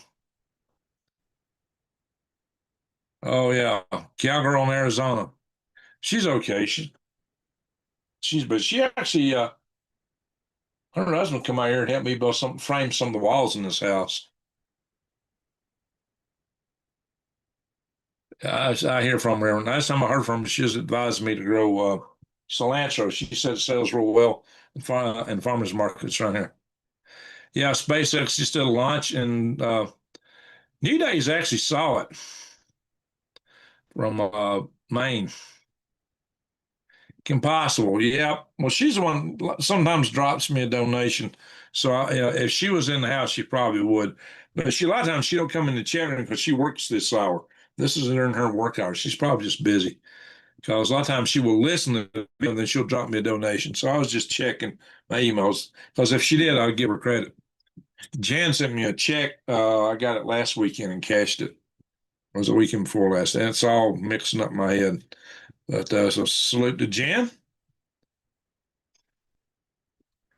Not too many people I know grow tobacco and their vegetables. You don't grow tobacco anywhere around tomatoes or eggplants. Tobacco gets a tobacco mosaic virus, and it gets in the soil and will stay in the soil for 3 years. Almost all tobacco's got it. And if you handle tobacco and then go handle your tomato plants, they can get that tobacco mosaic virus and it can kill them. And not only will it kill your tomatoes, it gets in the soil. So when you try to plant tomatoes in that plot next couple of years, they die. And if you plant tomatoes or some other nightshade plant in that ground, then that just perpetuates the virus another year. If they die, don't plant any tomatoes. No tomatoes on that spot for 3 years. Let it go. Let that bacteria die out. So there's a gardening tip from Green Greg's. That's the green in Green Greg's. So you got to go, not just my shirt, okay, or my walls. That's the green in Green Greg's right there. That's the real green. Something else. If you're going to plant tomatoes, strip off some of the lower leaves and plant them sideways in the ground. Get more root in the ground. Put some of the stalk in the ground. That'll turn into root. That'll give it a better base to give it a better start. I believe I've covered that in some earlier garden videos on here. All right, so you got two gardening tips for me tonight. How about that? We put the green back in Green Greg's. And we talked about flatworms. Love the talking points. I'll be back at 4 next live. All right, mystery. What was that? Mysterio Uchilla? That sounds almost Mexican or somewhere. I don't know. Grenade. Fun time. Hey, fun time. Bunch of sevens, like 5 sevens there. How you doing? Who else are we praying for tonight? Oh, Hillbilly. Randy and Oh Hillbilly. Who else? Suppose his name Rande.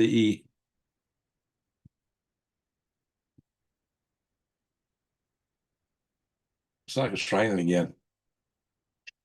Okay, kitty cat, you'll be happier in the house. It's rainy and windy. All right, fun time. And we got in the chat room here. It's our number 122. We've gone up.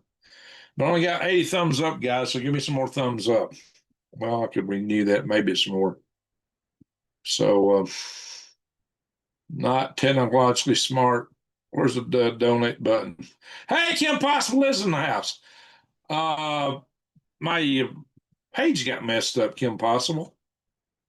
You should still be able to find it.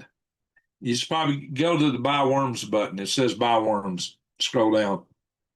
That's what you got to do if you're trying to use my website. Because they did some adjustment in GoDaddy and it kind of hosed it. It's not the way I set it up last time. I lost some of my last updates. What are you trying to bite me for? Get out of here. Anyway, Rick Thompson, give Greg the thumbs up. All right, Rick. What's up, buddy? Yeah, if you go to greengregs.com, you can hit the donate button there. Well, actually, I think you got to hit the buy worms button now. And then there might still be a tab.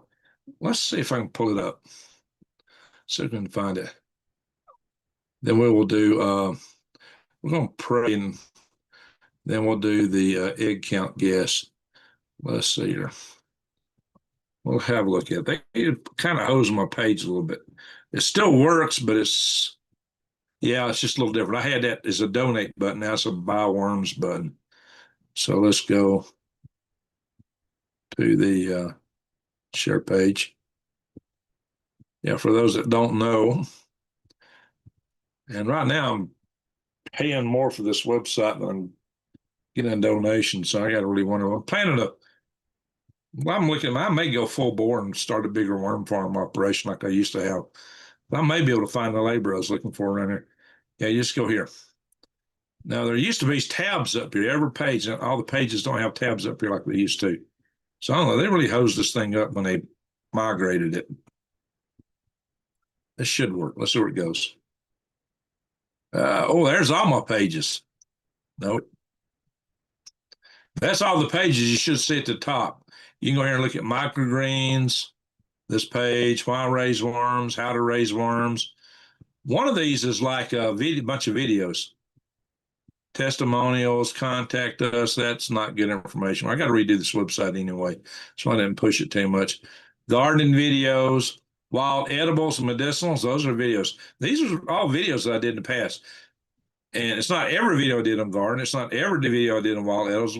Not every video on worms, but it's a lot of them. But these are organized pretty much the way you need to know for what to do for worm farming, by the way. So that's a good place to go. So the only button on this page that should work is this one. Let's see if it works still. All the rest of them are turned off. Yep, looks like it still works. Very good. Yeah, I just wanted to test it out. X that out. So that's how you can donate. Hey, Fun Time, how you doing? Thank you for the super chat, Fun Time. Appreciate that. And that's the other way you can do it. Okay. I'll check a little bit, see if we got any donations that way. But just remember too, don't forget, guys, if you want to support me another way and to help yourself is to go here to Switch with Greg and quit buying junk from Wally World and quit buying all these nasty products from all these big corporations that support the House of Klaus and give you all kind of chemicals that are bad for you. So just something to look at. All you got to do is fill that out and hit submit form. All right, guys. So let's do prayers needed to eyesight. No, let me scroll down and get the bottom of that message. Why is this page not scrolling? There we go. And healthcare. Okay. We'll pray for Debbie. We'll pray for Debbie too. Debbie,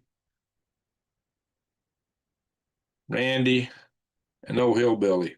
So we're praying for Debbie, Randy, and Hillbilly. Before we do this, I'm not going to lead you in prayer. I want everybody to pray in their own because we're not a religious channel, and I don't tell you how to pray or who to pray to necessarily, but I'm going to give you a prayer tip.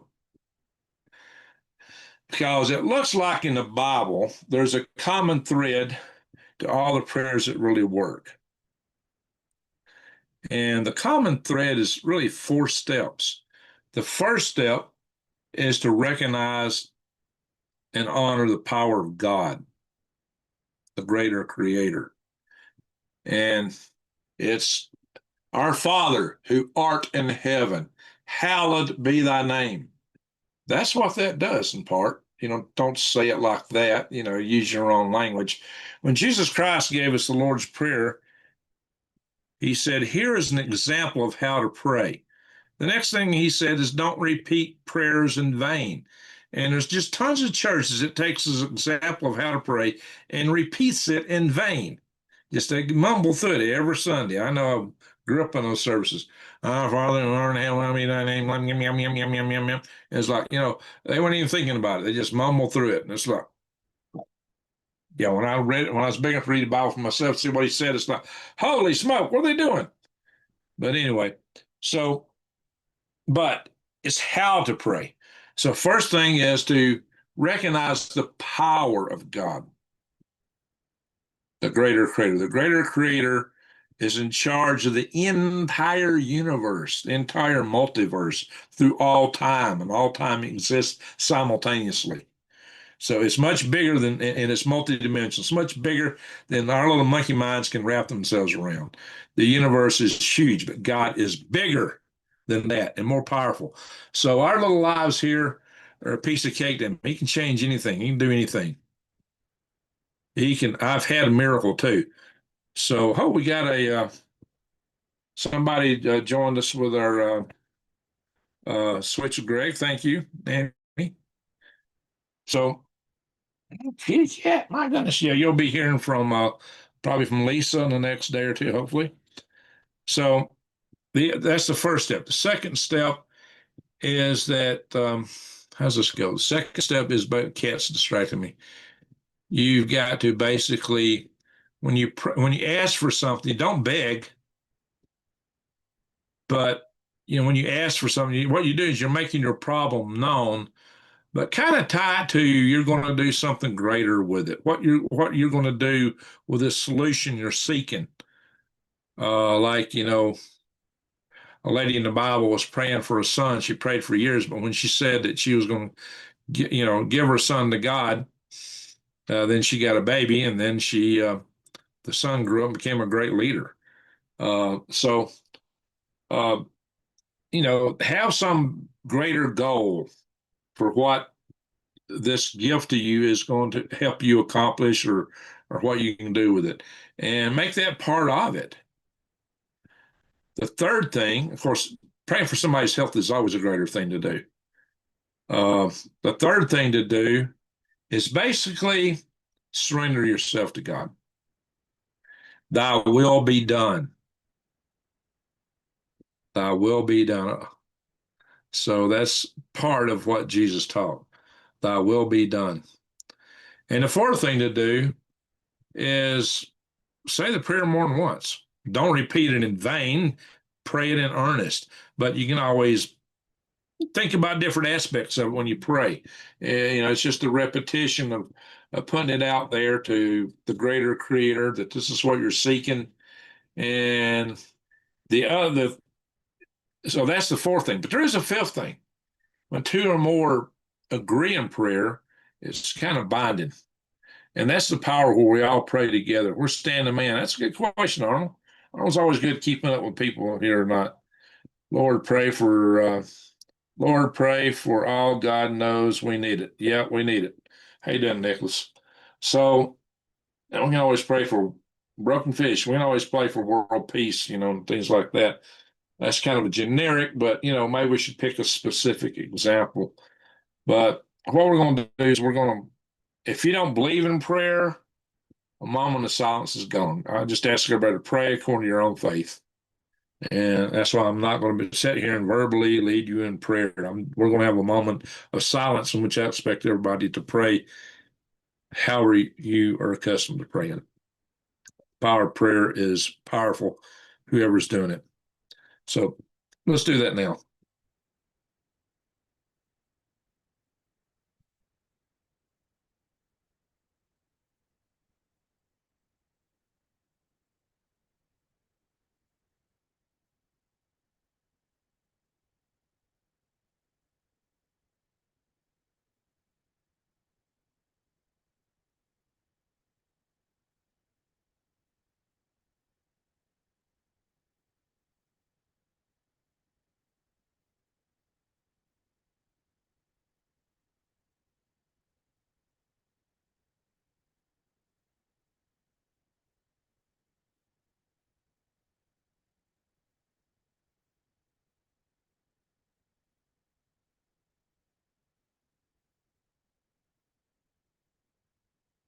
Amen.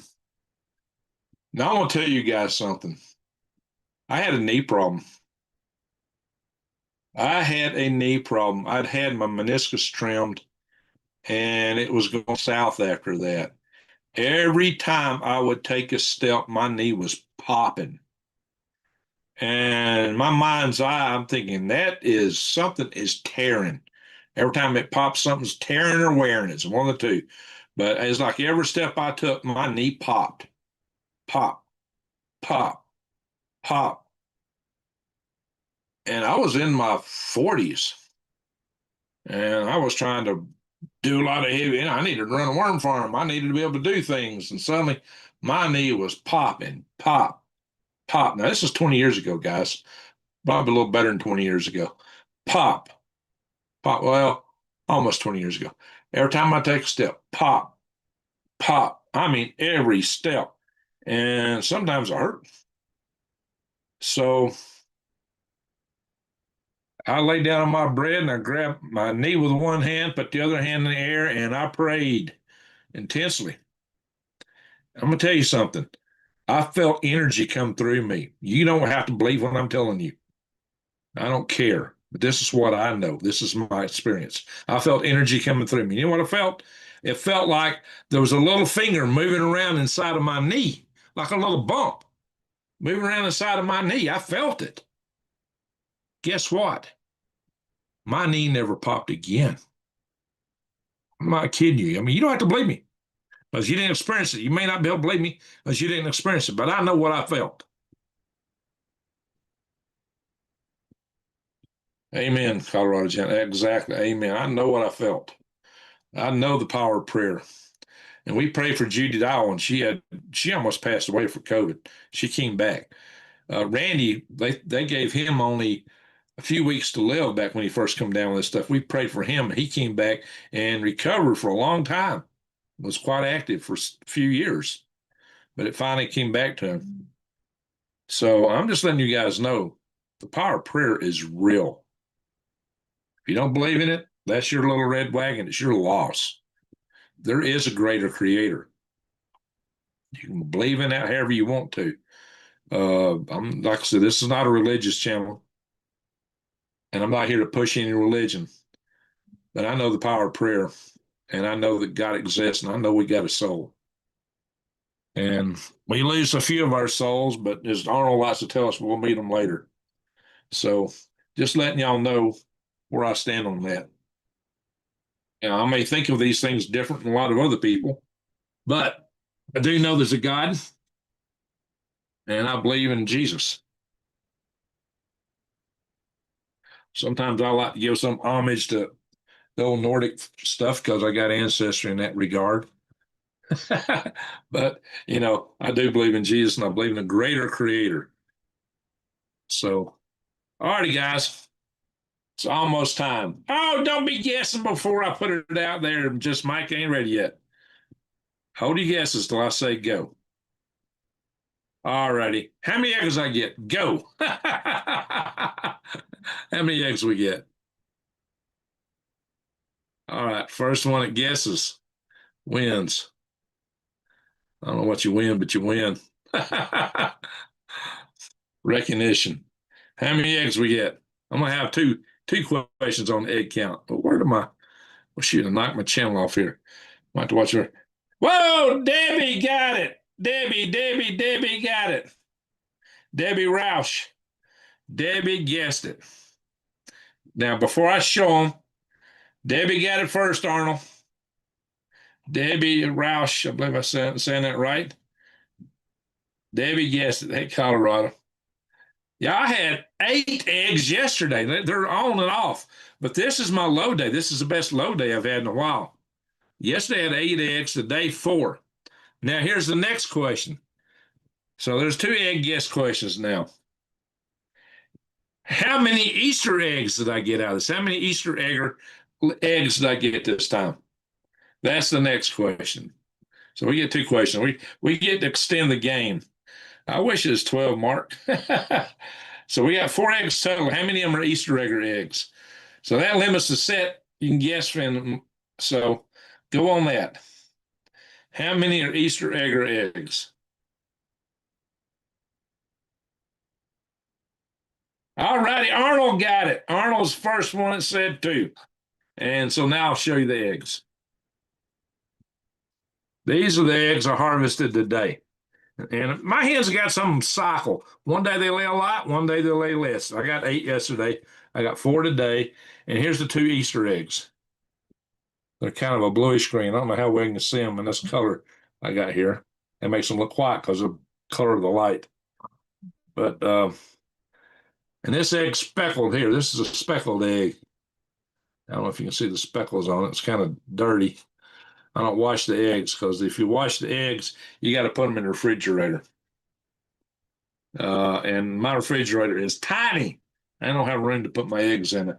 So I don't wash them. I just crack them and cook them. All righty. So that's our entertainment for tonight, or most of it. So we've had a good night here. Let me check my phone because Kim Possible was looking to try to make a donation, I think. Maybe. If she's not able to, it's all right. Just because you're in the chat room don't mean you have to. But she's been very generous, but she said she couldn't get the button. It's because it looked different than what it looked. My website got kind of hosed. But I need to redo the whole website anyway. I need to make it look like here, but I'm not ready to sell worms yet. So I got a lot of other big things I still got to do. So hang on. Got to bring my phone back up here. Okay. Not tonight, I guess. So we definitely had Nanny signed up for our little program, Switch Gray. All righty, Debbie. I hope you are doing a lot better. And if you need for us to pray from you again, if you need us to pray for you again, just come in and tell us. We're family here. We'll do it. I don't pray every night because we don't always have somebody sending them when they need it. And a lot of nights I'm just dead dog tired telling them, trying to wrap it up, the video. Whoa, I'm a winner. I get to pay for my own way to lost wages and self-accommodations. In with a 10. There you go. Self-paid trip. You get to pay your own way to lost wages. Well, if you get lost wages, you're going to be like 5 or 6 hours drive from me. How far is that? You know, maybe just go down and see the Grand Canyon, and which isn't too far away. And I'm about 3 hours east of the Grand Canyon, or 2 hours from Flagstaff. So, winter advisory weather below 1,500 feet. The southern Oregon Cascades. Oh, the Siskiyou Mountains. I hope I said it. Eastern Douglas County foothills. Impossible. On my phone, there's no button to click. Oh, okay. All right. Well, thank you in advance, Kim Possible. Yeah, I don't know. I hadn't tried it on the phone. Good. See what it is. Try it from the phone. Go to a browser, Google or something on the phone. This is a Google phone, so yeah, everything's different. Yeah, they might have hosed me real bad when they did that. Ring Greg's Garden and Worm Farm. There it is on the phone. There is a Bob Worms button here. Now if I click it. All right, you're going to get all those pages that's up here. If you scroll, what do you see? I do a lot of scrolling. Yeah, you just got to scroll for a long ways. You got to scroll down. There's the donate button. Does it work? Yeah, you just got to keep scrolling. Yeah, you got to scroll way down. That's what it is. So you can do it from the phone. It just looks different, I guess. Yeah. So let me go back to email. So, well, I'll just thank you in advance, as you said you do when you get home, if nothing else. It's in WordPress. Yeah, my website's in WordPress.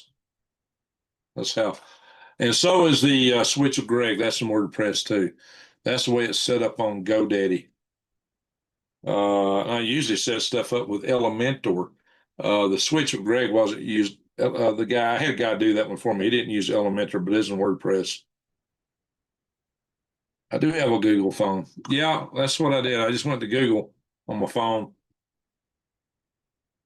My phone's a Google phone. Google. Yes, Debbie, it's already sent to God. We definitely prayed for you. Just remember, if you still want more prayers, always come back. We prayed many times for Randy. We prayed many times for a few other people in our family here. Cloud Linux is a better platform. Well, drops. I'm with.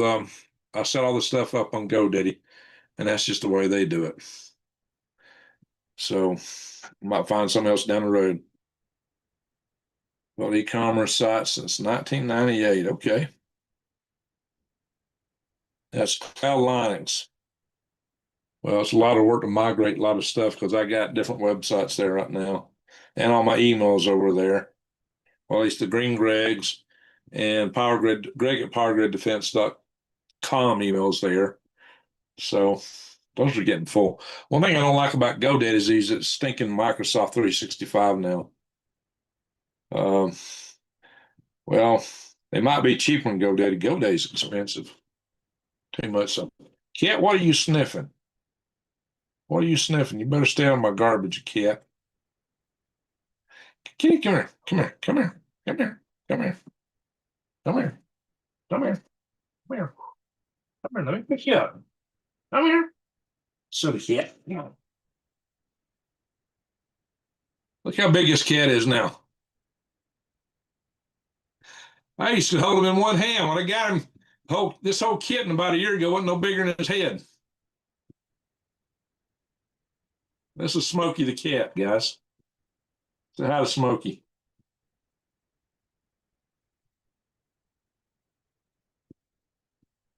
What do y'all think about Smokey? This is a big cat now. He's just a year old.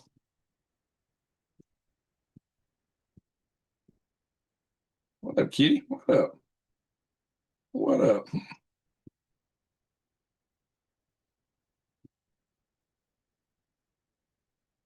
Thinks he's a puppy dog. He's licking me.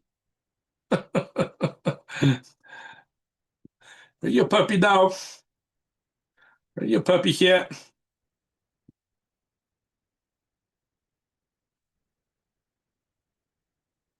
Yeah, I don't like don't like Microsoft. I'll be honest. Oh, look at him. He's happy now. He's content, but I'm about to put him down. I mean, on the ground, on the floor. Well, he's purring now. Can't really hear it, but I can feel it. Yeah, he's a happy cat. Spoiled. All right, guys, we're about to go here. Does he need a girlfriend? Yes, he does. My Callie, I'm trying to get rid of. Send her here. He needs a girlfriend. I'm afraid he's going to wander off. I do let him outside a lot. I'm afraid without a girlfriend, right, he's going to wander off. That's what tomcats do. So I really need a girl cat. So if you don't send me one, that'd be a good thing. He needs a girl cat.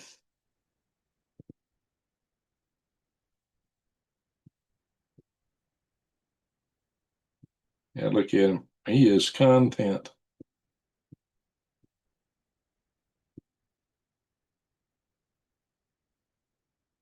You built servers. Wow. Oh yeah, if y'all don't know, Drops is an electrical engineer.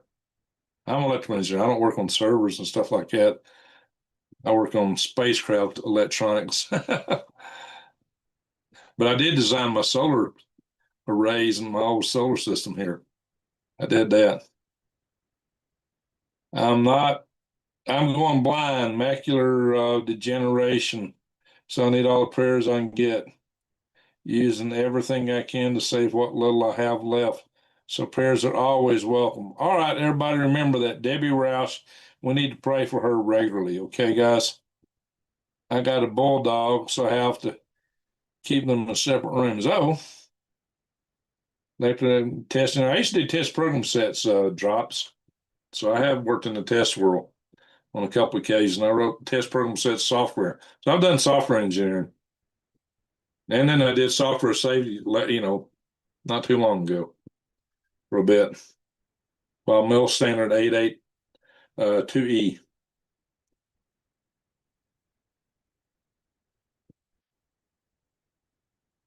Catherine Hickey. Yeah, God bless you, Debbie. I agree with that. All right, kid, I'm about to put you down so I can end this video. He don't want me to, though.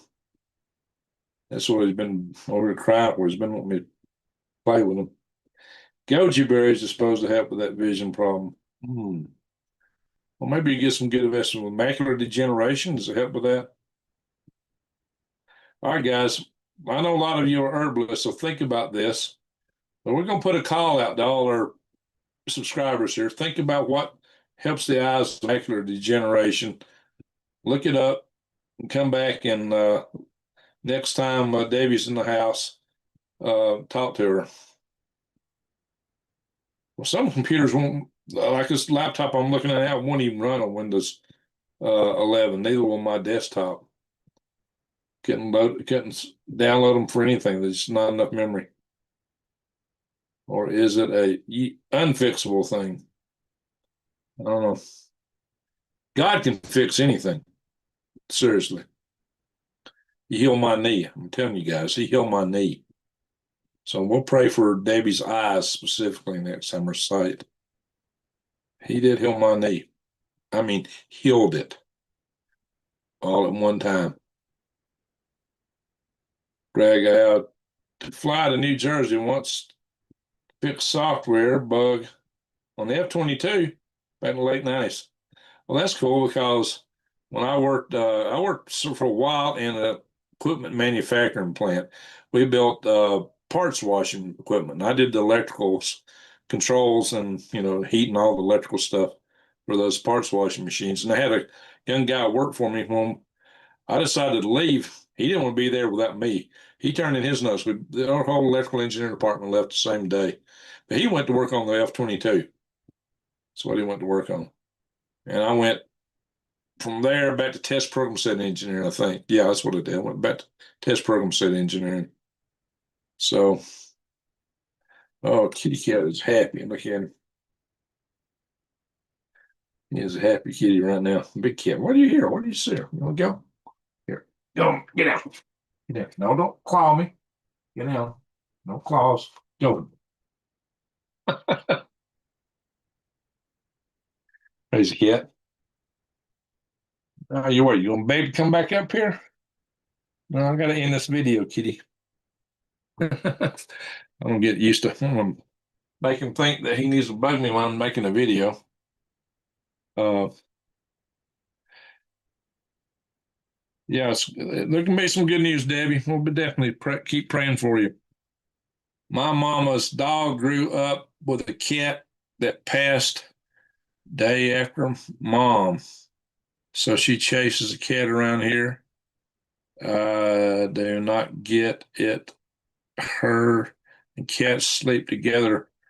I don't have any doors in this house, so when I go to bed, that cat follows me upstairs and lays on the foot of the bed most of the time. Sometimes he sleeps outside.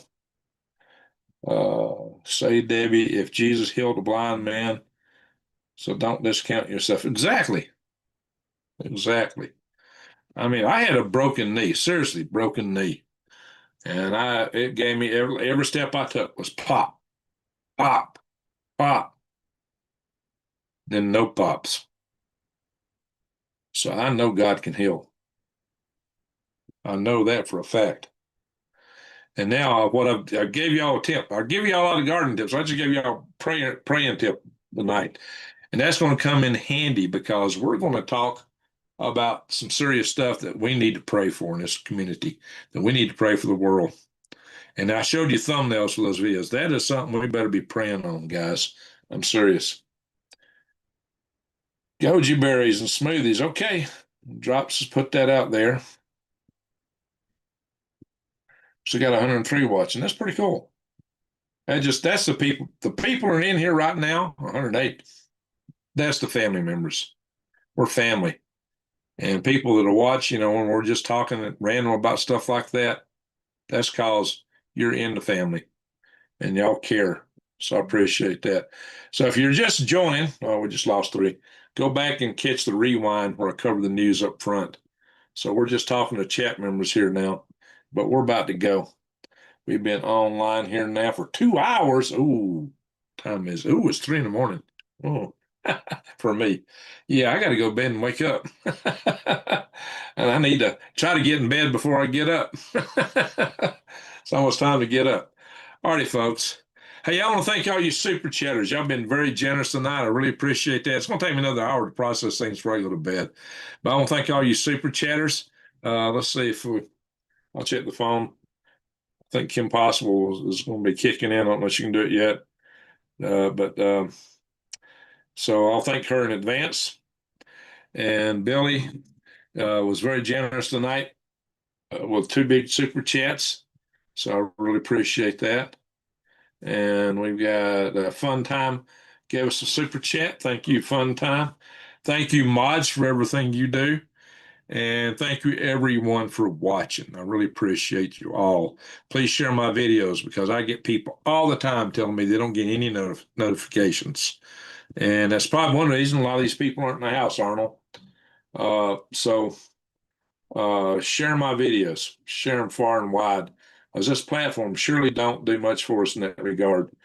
Can't always be here, but we've been around. Okay, Fun Time. It's good to see you. I know God answers prayers. I've already lasted longer than most, according to the specialist doctors, and I think it's the prayers. I bet it is. I bet it is.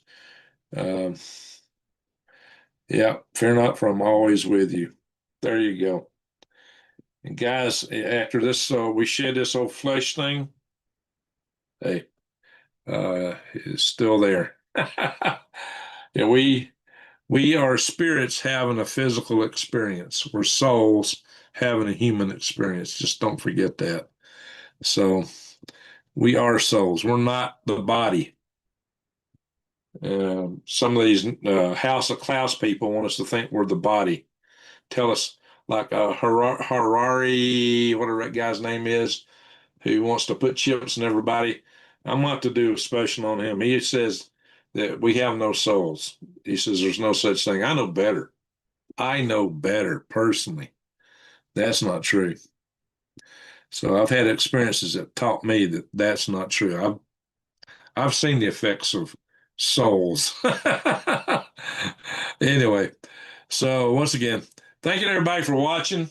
And like I said, if you've not subscribed, subscribe, bang the bell, click all. And to one and all, wherever you are, good night, good day. And with that, I am going to say ho, ho, ho, in memory of Granny Lana. God rest her soul.